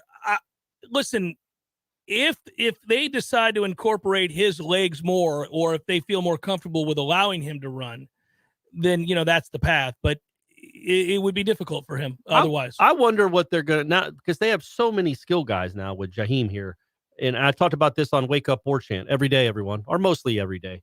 A great podcast with me and Aslan. You guys know it. I mean, you can talk about it all the time. Yeah. Usually just amongst each other. Right. Yeah. It'd be cool if y'all shout it out loud. Well, we do occasionally. Instead of the watch-alongs with D-Rob for the football games, like Jeff and I have a listen-along. Wake Up Warchant. We just call as soon as it hits at midnight, y'all just, that's cool, man. I didn't know that. That means a lot. You guys, I didn't want you to get big head. It's well documented that I'm an early riser, but so is Ira. Right. So yeah. we have breakfast and we're up doing it. Yeah. But so I brought up, when you have this kind of offensive talent coming back, he's not Jimbo Fisher in his slow pace of an offense. No, they play quick. But he's not super fast either. Doesn't have to be. Do you think he gets a little? There were a lot of games this year where they had 4 possessions and a half. I think with the offense you have coming back, you need to maximize it, speed it up. I don't know, 4 seconds of play. It'll depend on what your defense is, man. Yeah. Right. Because they're playing complementary football. But you can't go with this kind of weaponry. You can't go halves and have the ball 4 times. But I also I'm not trying to win championships winning 50-45 either. So if your defense I'm trying to win a Heisman. This all goes back to the Heisman question. You got to give Jordan a couple extra possessions. Yeah. All right. Because I think you give him a couple extra possessions, you're going to score. That's an extra, 4 or 5 points and a lot more touchdowns throughout a year. Big T writes, some say the portal is a short-term quick fix. One long-term advantage, though, let some other teams spend 1 or 2 scholarship years building the kid up to college ready. Yeah. Then we swoop in for an immediate starter in depth. Yeah, no, that is the benefit. You got a guy, the kid that we just brought in, was really well thought of coming out of Valdosta. Almost came to Florida State. I think it would have been a nightmare at the time had he come here because obviously we weren't ready-made. He'd probably be gone by now. Yeah, he's walking into a ready-made situation, and he's polished because he's played a lot of big-time college football. Yeah, the downside is, of course, other people are going to try to poach your guys. And it's about to happen. I mean, yeah, enjoy this upcoming year. The poaching's about to happen. Saban's living that life, man. He's got to alter the way he does things, right? He's just lost 20 dudes. I know we're getting some portal guys. Your thoughts on the young defensive linemen and defensive ends that we didn't see much of this year. Also, I'm ready for Christmas pie. All right, too early Penrod. for that. That's the spirit. We just got past Thanksgiving pie, and he's already looking at the Christmas He's pie. thinking about the next serving of pie. I like the young defensive linemen. I think we all do. We're out there practice. Some of the guys that you haven't seen, besides Joshua Farmer, who we like, Daryl Jackson is transferring in from Miami. I like a lot. But I really like Daniel Lyons, who was a true freshman this year, played some.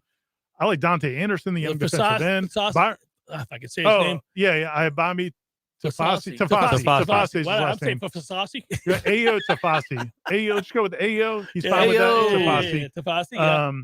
He's got a lot of potential. The Byron Turner, defensive end, we've seen him coming along. Byron Turner overdrive. That's what Corey calls it. What I instead of Bachman. I got you. I'm here for you. Literally every single time we mention him at practice, we get that. The younger audience is not going to have any no idea. I don't care. I don't care. It's for you. I was for like, us. good one. Just for us. Good no, one. he does not ever say that. No cap. No cap. Will we ever know what happened to Destin Hill? He's apparently enrolling here. So we'll get to ask him. I mean, Norvell him. lets us talk to everyone on the staff, everyone on the team. So we'll get to ask him. Garrett, we'll be answering that question soon enough. We'll be able to tell you. We can ask him, what was it like at Drift at Sea for 3 years? Yeah. To be found. Did he have a volleyball? If he shows up with a volleyball. Yeah, he's got a volleyball with him. Guys, you'll never believe this. When the college football playoff goes to 12 teams, will it be shared between Fox and ESPN? I don't know that we know that yet, do we? I don't think we know, but I would assume that there will be bidding amongst many. I wouldn't assume they would. Who would decide to share it? Well, that's I mean, what I wonder. I mean, they do it in the NFL. I mean, the NFL decides, right, but the NFL has a commissioner. Who in the college football would decide we're going to split it? Yeah, if it becomes, I mean, the college football playoff committee or whatever, because that's separate from the NCAA, right? I mean, yes, it's completely separate. Yeah, they could come up with their own. Will Winston Wright play in the bowl game? South Georgia Noel wants to know. I mean, he's eligible, right? He wouldn't lose a year. He wouldn't burn a year. It'd be the only game he played. So the answer to that is I don't know. He is at practice. Yeah, I mean, when we asked Norvell basically something along those lines, he said it didn't sound like there's a big priority to try to do that. Yeah. But let's just get them ready to play next year. So, I mean, it's possible, but I don't foresee it. Alan wants to know, gents, do you think the transfer portal has overshadowed in some ways, overtaken National Signing Day? Well, we were kind of kicking that subject around earlier. I think it's certainly changed the way you view roster development. I mean, there's no doubt. It's no longer the be-all, end-all that it once was. Destin Hill is a state of mind. That's what Kevin Johnson says. I also think that what has happened with the NIL is taking a lot of the steam off his National Signing Day because, Florida State fans obviously are particularly jaded because of what happened last year with Travis Hunter. But I think that's probably the case with a lot of fan bases where how much do you really believe in a commitment until the guy actually signs? So the buildup is probably not going to be as feverish. I mean, it's kind of been a steady progress because when we moved it from February to December, that took away some of it. Now you had an NIL to it, then you had the transfer portal. Yeah, I mean, I think it's all minimized a lot. But I think it's not what it used to be, man. It was a holiday. It was incredible. It was a massive. It was incredible, and now it's lost all that luster. Plus, if they somehow came with a window where like this, I don't know, December 29th is the last day you can commit to a school as a portal kid. December 29th would become a national holiday again. Imagine that. Like, we all got excited about Portal Day, and it was just kids announcing. Yeah. So it's not nearly as cool as kids at midnight, committing. we were like, whoa! Yeah. Let the fun begin. But there was 1,000 kids entered the damn. But nobody you knew was coming your way. Right. But if you had a day where you knew they were all going to announce, that would be National Signing Day times 10 because you're getting all these. Yeah. Imagine USC like on one day getting Caleb Williams and Jordan Addison. Are you kidding? That would be bigger than any signing, attention-wise, any signing class they ever got. What's also kind of interesting is because you know the kids. It's also interesting that the transfer portal, like now a guy commits, like this, Jaheim Bell commits to Florida State yesterday, right? Mm-hmm. And everybody's like, okay, it's a done deal. He's on Florida State's team next year. It's over. Well, he could change his mind. I mean, no, I'm just saying, what are we doing? It wasn't signing day is my point to the point he's making. Like but it's college basketball has always been that way. When kids commit in college basketball, it's over. It's just done. For whatever reason, college football, high school guys, it's this fluid process until they're actually. I do have a question, and maybe you can answer this for me because I don't know the answer, and it's ignorance on my part. But so a transfer portal kid puts his name, or a kid puts his name in the transfer portal. I'm here. I'm available. Come and get me. All right, and then Florida State says, "All right, come on down. We want you." What is now? He can just up and. This hits close to home because of the situation early last year with a certain offensive lineman. But we've learned a lot since then, and a lot of other things have happened. Yeah, from my understanding is really the only thing that would be binding is for transfers. Maybe I'm wrong, but my understanding is like when they show up for class. Yeah, so the first day they have to go to class. That's it. Or when they sign their NIL contract. Well, that's not, well, our NLI contract. That's his point. We've got questions to answer. Well, we've got a break to get to, but there are still some unknown elements with all of this, and it is fascinating. But that's the lay of the land of the my point. The reason I was saying that is because he was talking about having like a signing at the end of the transfer process. That's not how this works. This process is the exact opposite, where you're trying to fill up spots and get it done, and the players want to get it done. Yeah. Everybody wants to get it done. Signing day is the exact opposite. Players are waiting to the last minute. They want to ride that sucker. Yeah, the transfers aren't. They know they got to get deals done. They got to move on. Seminole headlines and more headliner questions forthcoming. Stay with. John Knox Road. Same great people, same great services, same great prices, all at a new location. Mackett-Moore offers computer and Apple device sales, one-on-one consulting, business services, and the most experienced Apple repair team in the city. Learn how to get the most out of your Apple gear. Come by and say hi to the Mackett-Moore Systems team today at their new location, 230 John Knox Road.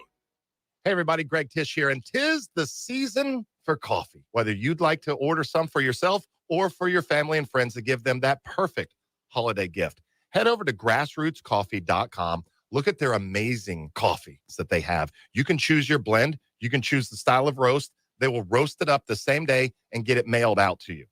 Also, let me recommend one thing. Limited edition, the Christmas blend. This is the perfect coffee to have while opening gifts Christmas morning. This medium dark roast features hints of nuts and cocoa with a jolly touch of citrus. This is available for a limited time only. Also, that coffee drinker in your life, why not get them a subscription to where every single month they will have fresh, local, grassroots coffee delivered to them. Visit grassrootscoffee.com and order yours today. Grassroots Coffee, locally owned, locally roasted, locally loved. Grassrootscoffee.com. Make every day a holiday with Grassroots Coffee. Santa, we have got to go. We have never been late. It's time. The sleigh is loaded up and everything. Santa, we have got to go. Hold on. Just 5 more minutes. Ooh. Hot tubs and spas have tremendous health benefits, besides just helping you relax. Like improving your sleep, they help with pain relief. They help to better your cardiovascular health, and so much more. And this season is the perfect season to finally buy what you've been wishing for. Pinch a Penny Pool, Patio, and Spas has the hot tubs you need for the price you want. Come shop our huge 12,000 square foot showroom and save today. There's over 50 hot tubs in stock right now, so you won't have to wait weeks on end for that delivery to finally come to town. If you're ready to relax, we're here to show you how. Pinch a Penny Pool, Patios, and Spas. Come visit our huge showroom at 2473 Greer Road with over 50 hot tubs to choose from. You'll be glad you did. Happy holidays. Life is stressful. Dinner shouldn't be. That motto is why Register Sausage has been doing business in the Florida Panhandle and Lower Alabama for over 75 years. A proud sponsor of Seminole Headlines, Register Sausage always provides the best Southern smoked sausage to over 140 grocery stores and restaurants throughout the Southeast. Headliners have discovered the Register's difference. You can too. To find a store that carries Registers near you or to buy directly, head to registermeats.com. That's registermeats.com. Register Sausage. Yay, sausage! Seminole Headlines returns now. Head to YouTube and search for Warchant TV today to catch the show live or on demand. Now, here's Jeff Cameron, Ira Schofel, and Corey Clark. Two things that are kind of related here that'll be interesting. Ira, I'll start with this one because it makes me laugh, and we have openly discussed this before, but Nicholas writes, last week, Ira said that Miami was in a much bigger rebuild than most people think. It's been 20 years. When can we drop the re from build? Amen. Amen. All right. And by the way, so this is how this relates, and I'll answer this deftly. I'll do the best I can here, boys. Ruiz lately, who is the big NIL guy for Miami. Well, here it is. John Ruiz questioning battles in based on anything other than a billionaire being jealous of success is his question. He's pointing that out. Well, obviously, he's feeling pressure now that Florida State has a collective that is succeeding in retaining talented players and luring others.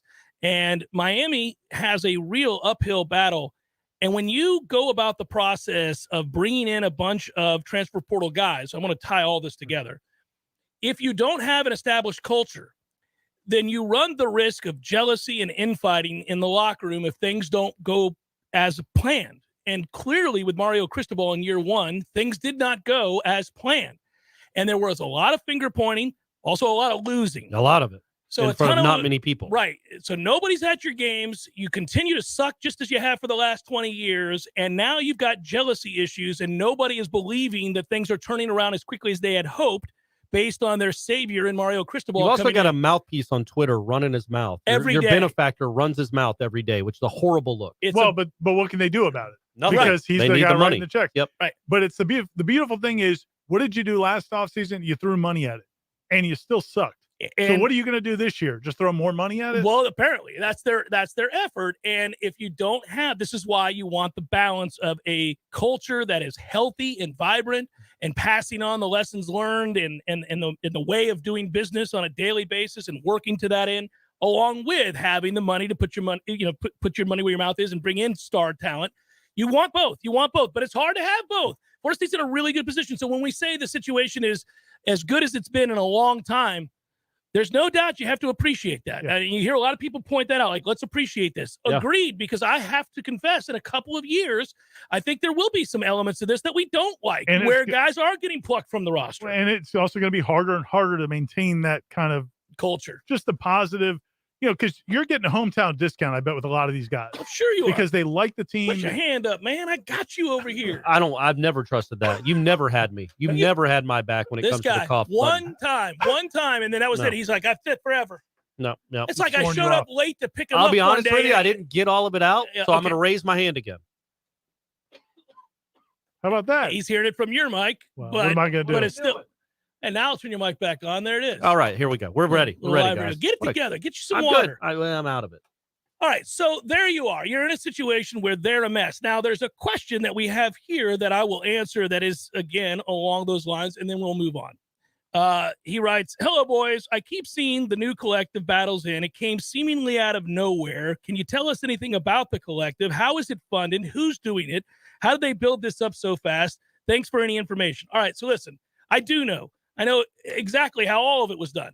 And I'm not going to get into all of that because come to the bowling tournament tonight. I know everything. I'm not telling you though. Come to the bowling tournament tonight. He'll tell you. Yeah, you'll tell us what we can know. Yeah. Well, listen, born out of maybe a disagreement with another collective in the way that it was going about its business, and you do have obviously some really interested parties that Florida State succeed. They decided to step in and they wanted to originally, I think, work with some of the other collectives. That's all I'll say.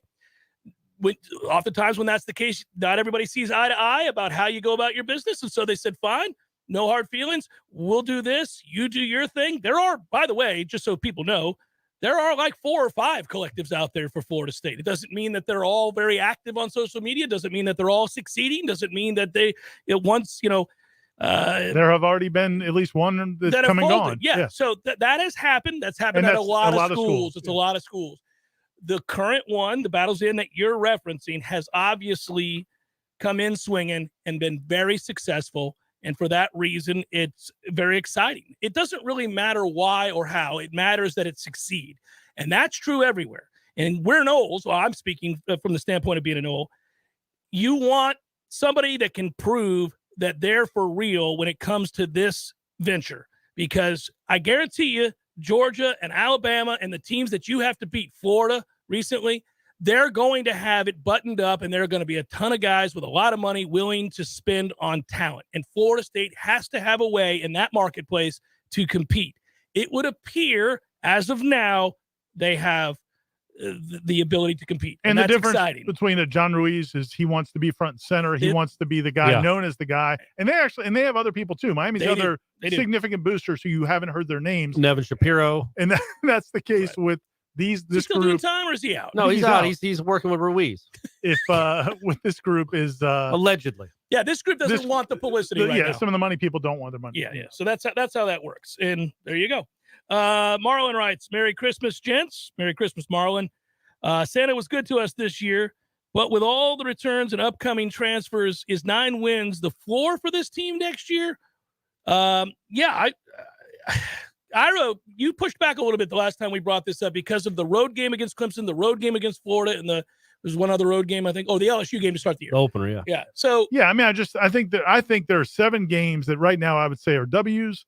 And I think there's a good chance they'll win 3, or they could win 4, could win all 5 of the other ones. But I think to say that they, only you have to win 3 of them is tough. I mean, I think there's going to be 4 or 5 kind of coin toss kind of games.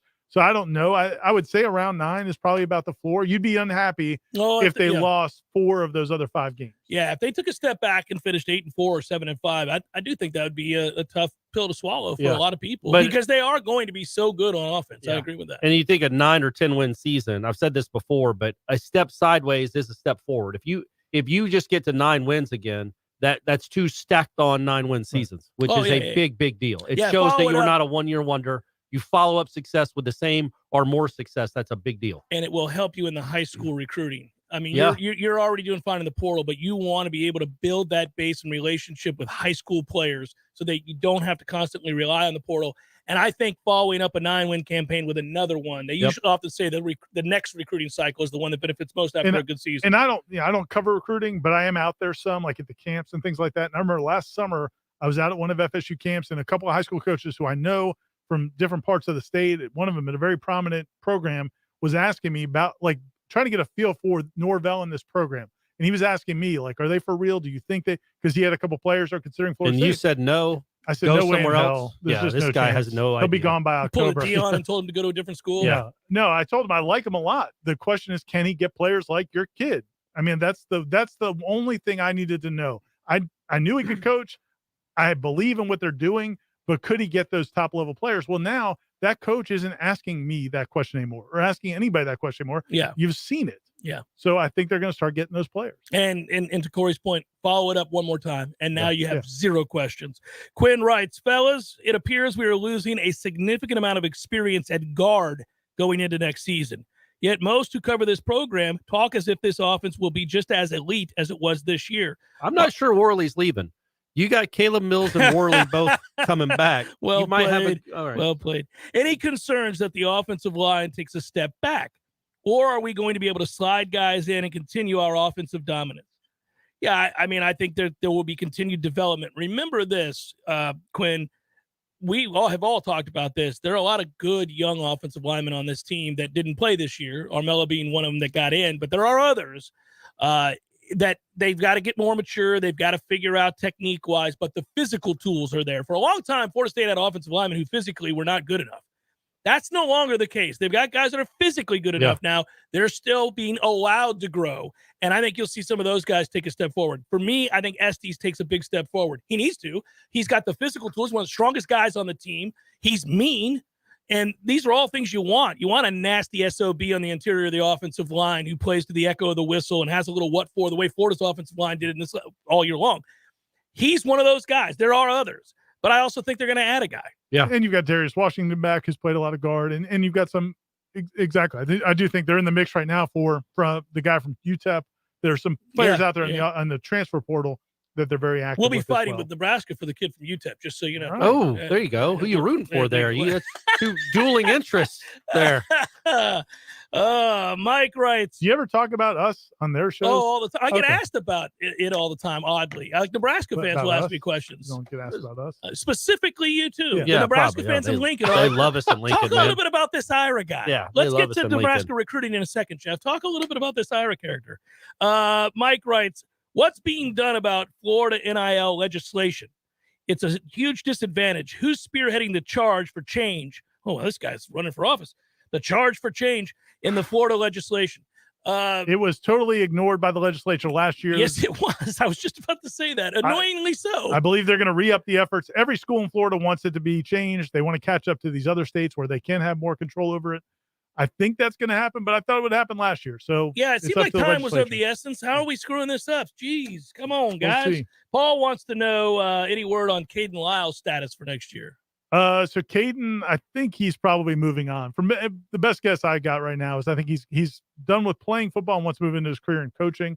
And I think we'll probably talk to Caden at some point, kind of talk about that. But yeah, that's I think he's moving on with football. All right, so but Bless Harris should be back. Bless Harris will be back. Yeah, he should be. All right, so Sean is an elite headliner who goes way back. He really wants this question answered because it's been asked before one other time by Sean, and I did ignore it. I ignored it. Okay. Original elite headliner. Yeah, but this time I'm not ignoring it. It's not an unfair question. It's just a long one, and I didn't have time the last time. So here you go, Sean. He writes, I want to preface this with the fact that I like Mike Norvell a lot. Get ready for an insult, Mike. Yeah, it's coming. Here comes all due respect. Yeah, but... here we go. Yeah. He has changed the culture and has our program going in the right direction.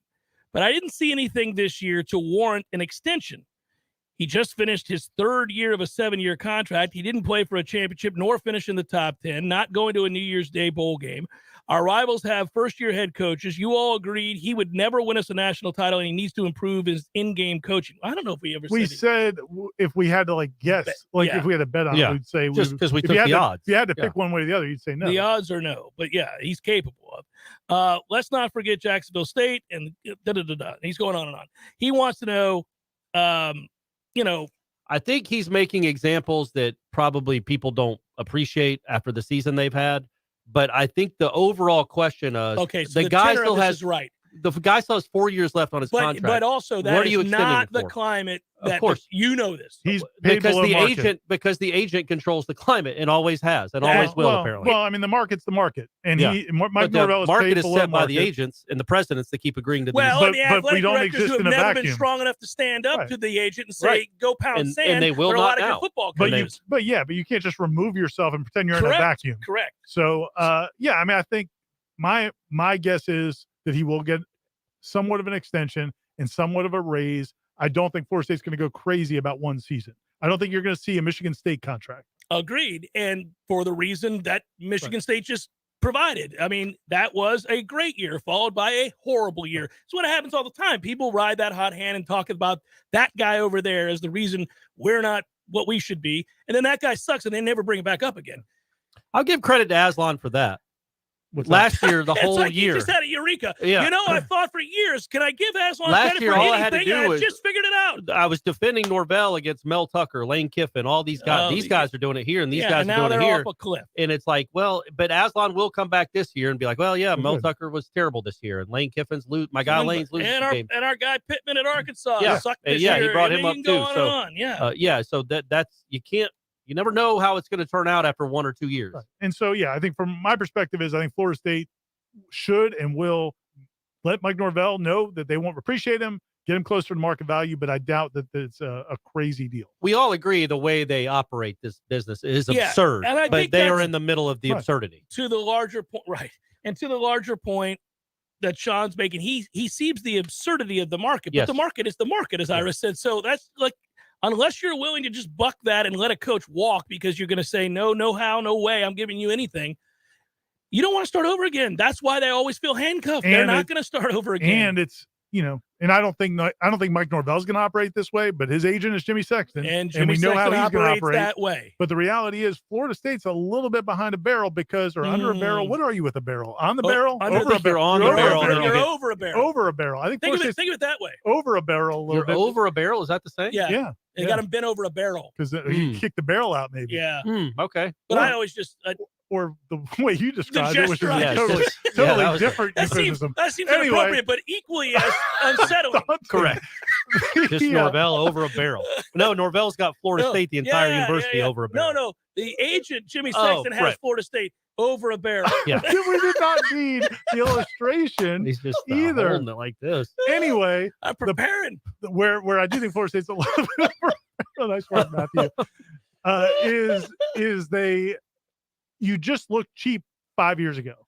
The narrative was you lost Jimbo Fisher because you wouldn't put money into the school, which was nonsense. So if you're Jimmy Sexton, you could play the card of, man, you guys want to look cheap again? Yeah. So, but I don't think how'd that work out for old Jimbo? Yeah. Well, for specifically Jimbo, it worked out great. Maybe not for A&M.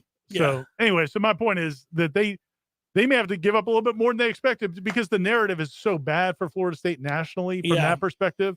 But yeah, man, I think they're going to meet him and make him happy, and they'll move on. Well, the shame of that too is that if you looked collectively at the coaching staff, they're paid above amongst the upper echelon. Yeah. They were never cheap. It was silly. Seminole Headlines 93.3 Real Talk Radio Warchant TV continues in a moment.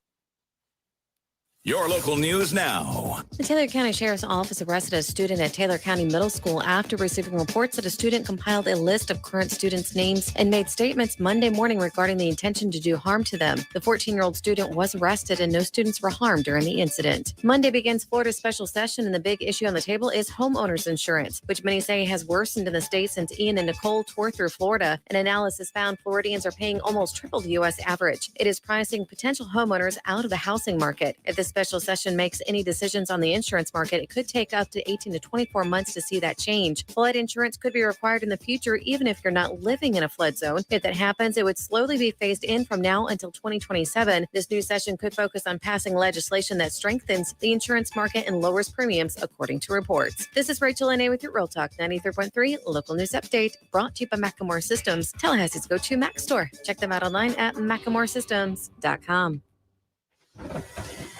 This is meteorologist Paul Trombley with your Real Talk 93.3 weather update. Partly cloudy skies this afternoon with highs around 72.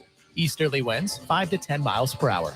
59 tonight, overcast. Overcast again tomorrow. Chance for scattered storms, highs around 73. Low 70s Thursday with a chance for scattered storms. Low 60s, clear skies Friday. This report is brought to you by the Lawn Johns. For all your landscaping and lawn care needs, visit thelawnjohns.com. Right now, 70. Hey, what's happening, Jeff? It is always good to see you, Eddie. Had a long day, my man. I was thinking about it. Gordo's was the place to ease the pain. You know, you're frustrated with your job, you're aggravated, life's beating you down. Maybe your wife's speaking. Gotta get out the door. You know what? Here at Gordo's, man, we welcome everybody. Disgruntled wives, disgruntled husbands, kids running away from home. We'll even give that kid a job. Send them our way. Go make some money and eat delicious food at Gordo's. It's perfect. And have a damn good time doing it. Gordo's. bringing the flavor and flair of Cuban food to Tallahassee since 1996. Life is stressful. Dinner shouldn't be. That motto is why Register Sausage has been doing business in the Florida Panhandle and Lower Alabama for over 75 years. A proud sponsor of Seminole Headlines, Register Sausage always provides the best Southern smoked sausage to over 140 grocery stores and restaurants throughout the Southeast. Headliners have discovered the Register's difference. You can too. To find a store that carries Registers near you or to buy directly, head to registermeats.com. That's registermeats.com. Register Sausage. Yay, sausage! Hey, Matt. Yes, Greg. You know all the different ways that you can listen to Real Talk 93.3? There are several. So we've got realtalk93.com. You can go back and listen to all of our shows in the podcast section. That's right. You can also listen on our app as well. Search Real Talk 93.3 and look for the red microphone and download our app. Never go anywhere without us. And of course, you can always listen right on the radio. Well, they are listening. Are they? If they're hearing this commercial, then they're listening. That's true. I hadn't thought about that. The Greg Tish Show, Monday through Friday, 6 to 9 a.m., only on Real Talk 93.3. Seminole Headlines returns now. Head to YouTube and search for Warchant TV today to catch the show live or on demand. Now, here's Jeff Cameron, Ira Schofel, and Corey Clark. Before we get out of here in the remaining 10 minutes, really quickly, one more time, want to thank all of you who signed up and those of you that have contributed and done your best to help out and those that are still planning on doing so. The bowling tournament to benefit the Guardian Ad Litem happens tonight at 7 o'clock. District 850. If you're not bowling, that's all right. You can still help out in any way possible. Just swing on by and be able to contribute whatever it is you can. The kids of the Guardian Ad Litem certainly thank you. It's so that they can have a Christmas and be able to open presents like most of us are able to do. And I want to thank Corner Pocket Bar and Grill on to that end. They contributed this for tonight's winners. A huge wing feast, 100 wings, 3 domestic pitchers of beer, all of that go to the winner tonight. If you're bowling and you guys win, this is one of your prizes here. So you can't go wrong with that. Can we win it? Yeah. We cannot win it. Well, we have a working relationship with Corner Pocket, and I imagine they may throw 20 wings at us. Yeah. Just like, here you go. Yeah, that's fair. Yeah, something like that. But come on out, District 850. Come on out, and we'll be hanging out, and you can meet the Jeff Cameron. Oh boy, and the rest of the crew. Yeah, everybody will be out there. We'll have a good time. It's always overwhelming, man. In terms of people's generosity. So, thanks for helping out in advance. All right, a few more questions while we can. We're running out of time. I've gotten to a ton of them today, guys. Good. We need a little more Twitter. No. I started. The first 10 questions were from Twitter. He doesn't know. It never ends. I know. It doesn't. He doesn't. All right, here we go. Well, Sean wants to know our favorite Mike Leach moment. Ironically, I guess I can say now, mine would be when Jeremy Schaap asked him during his interview what he would want his legacy to be or his obituary to read. And he says, "What the hell do I care? I'll be dead." Yeah, that's a good one. Point. I'm going to go with that one too. Yeah, that's a pretty good answer. That's I like the Halloween candy's pretty good. Although I didn't agree with most of his Halloween. I just like the fact that he took a minute of television time when she asked him the dumb question about what candy he likes, which to just was take the over a minute. whole point and beautiful. And that was probably my favorite thing is the absurdity surrounding the game was often a light that he was focusing on. Like, really? Silent reporter's going to ask me this as I'm jogging off the field? Come on, man. So here, I think this is so absurd. We'll have some fun with this. I'll just talk to you about candy. Yeah, there was a bowl game in 2001 where he's coming off the field, and they asked about whether or not they were going to come back out and play better or what they could do to adjust. He goes, I don't know. We're playing terrible right now. This is awful. And he just sprints off the field. I'm like, things like that. It's good. It's fun to watch those kinds of moments. Yes. What's a successful season now? This is from Twitter. So you know, what's a successful season now for 2023? To play in the ACC championship game, to make the playoffs, to win a national title. Successful season. Let me put a twist on this because there was some blowback on the message boards last week. A couple of the players, Micah Pittman, a couple of the other players talked about winning a championship next year. All these guys coming back, they're motivated to win a national championship, not just a championship, but a national championship in some cases. Man. Some people are like, man, just slow your roll, which is fine, which is understandable. Players can expect that, though. They can, but let me ask you this, though. This year, you lose a couple games early in the year. It's not they can stay on track. I know where this is headed. Yeah. If you have that mindset all offseason and you lose to LSU, what does that do? Do you think that they navigate that as easily as they did this year. This is where, when they go to a 12-team playoff, we're going to avoid the scenarios that we've all watched a million times, which is a team that thinks they're going to play for a national title, losing early, and then half-assing the rest of the way. I don't know that exists anymore. There's 3 one-loss teams in the playoff right now, including a team. But maybe not. Okay, so 2 losses. Well, sure, yeah. So that, I don't think the one loss would derail them. I think the second loss might be like, what are we playing? Well, if they have common sense, though, if they know they're Florida State in the ACC, this current Florida State, if they've got one loss, there's probably they're gonna have a tough time getting in. But you don't want to stress that to them. I'm just saying. Yeah, they watch college football. TCU made it, man. Nathaniel Hornblower writes, fellas, just this evening, your off-season content dreams came true. In these, sign that the Seminoles curse is finally over. On3's national recruiting analyst, Sam Spiegelman, reported that Destin Hill is expected to enroll at Florida State University in May. The best I can tell, this isn't actually a troll and is real, and it's a reputable account. Assuming he's in shape, we do need a speed guy to replace Pokey's vertical threat. Your thoughts? P.S. Get ready for a steady stream of Destin Hill questions for the next 6 months. We felt them already. We felt them for over a year. I mean, I think a year ago it would have been met with much greater fanfare. Right. I feel like your receiver room's pretty good already. And you'll just see what happens. If he shows up, cool. If he doesn't, either way, it's a story. Adds to the lore. Either way, exactly right. It actually, the lore is great, man. The chupacabra. Like Deshaun Platt coming and running routes, man. He's got eligibility left.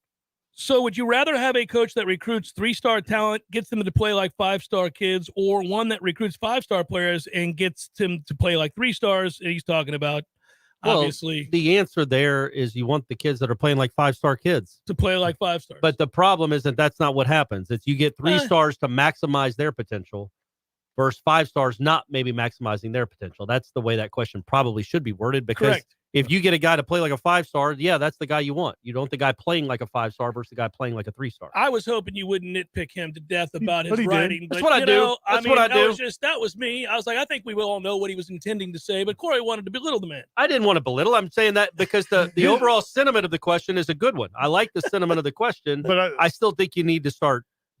5 stars help, man. I think his point was there's been a lot of people during the course of the season as Florida State was winning with, and it's not a 3-star roster. There's plenty of 4-star guys on this roster, but the perception, but people are constantly saying, but he's not going to be able to sign 5-star guys. Right. Well, is that what would you rather have? At some point, you do have to sign a bunch of 5-star guys, and I think he will. Yeah. And he's got one. And we'll see if he can get a couple more. Well, and we made the comment last week that, these guys don't go back into the signing class ratings. I guess On3 now does do these ratings.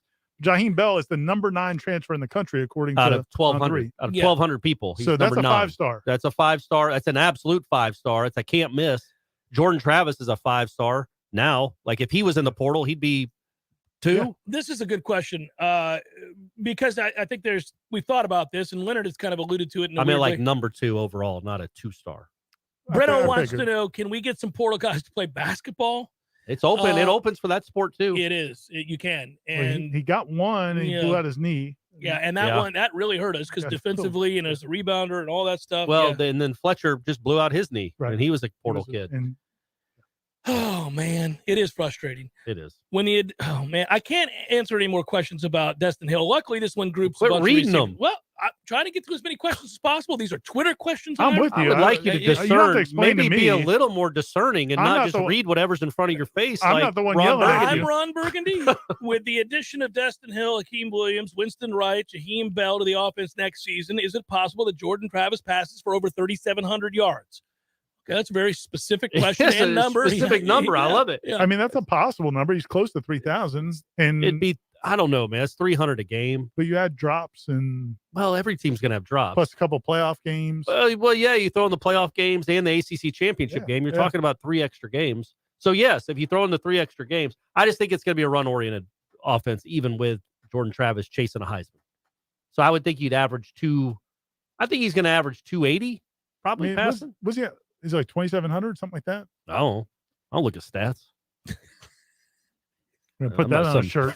Some nerd. You got to spell it out. You got to spell that out. Oh, yeah. Maybe a turkey pot pie. Tom wants to know if Ira can go onto the Warchant motherboard and give Thomas Ortner his privileges back. He says he'll be a good boy not to tell Gene Williams. And he goes on. We've had a banning, apparently. That he says, here's my real question. Does the emergence of the Battle's End free up money on Rising Spear's side for player acquisition? Jeff, by the way, I'll throw in $20 to a charity for the Jets. I took the Jets plus the points against the Bills last week and tried to warn everybody that was way too many points, and I was right. I'm often right when it comes to gambling. Now, 2796. By the way, thank you, Tom, for that. 2,800. Yeah, thank you very much. So 2,800 yards he's thrown for, and he's got the Oklahoma game, so you got to assume he's going to get to 3,000 if he's healthy and plays. So. I don't know the situation with Rising Spear's money, Tom. So I all I know is the guys that have been signed are Battle's End guys. So we'll just continue to monitor from afar. And I mean, theoretically, though, yeah. I mean, in the past, before Battle's End showed up, Rising Spear was the dominant NIL provider. Right. So if somebody was going to try to make something happen, that would have been the one. So, they still have been collecting money and they have money. So, yeah, you would think it could be spread to other places. So I just think you're going to average 200 yards rushing. It seems like that's the thing. There's only so many yards out there. Wants to know, with the potential this current group of pass catchers now assembled by Mike Norvell has shown, what FSU team do you think had the best? Okay, so he wants to compare and contrast what FSU team had the best complete pass catching trio of wide receiver, tight end, and running backs. Oh, I mean, 13 was pretty good. Hard one. Yeah, because Davante Freeman in the screen game was really, he was really good. I was just about to. But it was just those three guys at receiver. They didn't have any depth. But he was saying if you just pick three. Yeah, then it's got to be 13, right? And then you had Nick O'Leary. I don't know. Yeah, who's the tight end in '93? Lonnie Johnson. Lonnie Johnson, who was really good and played in the league. Yeah, but he was not.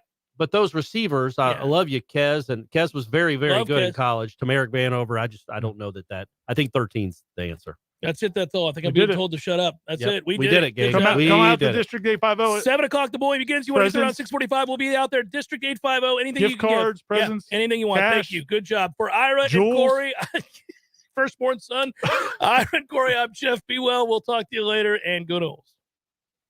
Hi, this is Jamie McClenny from Trek Financial Intelligence.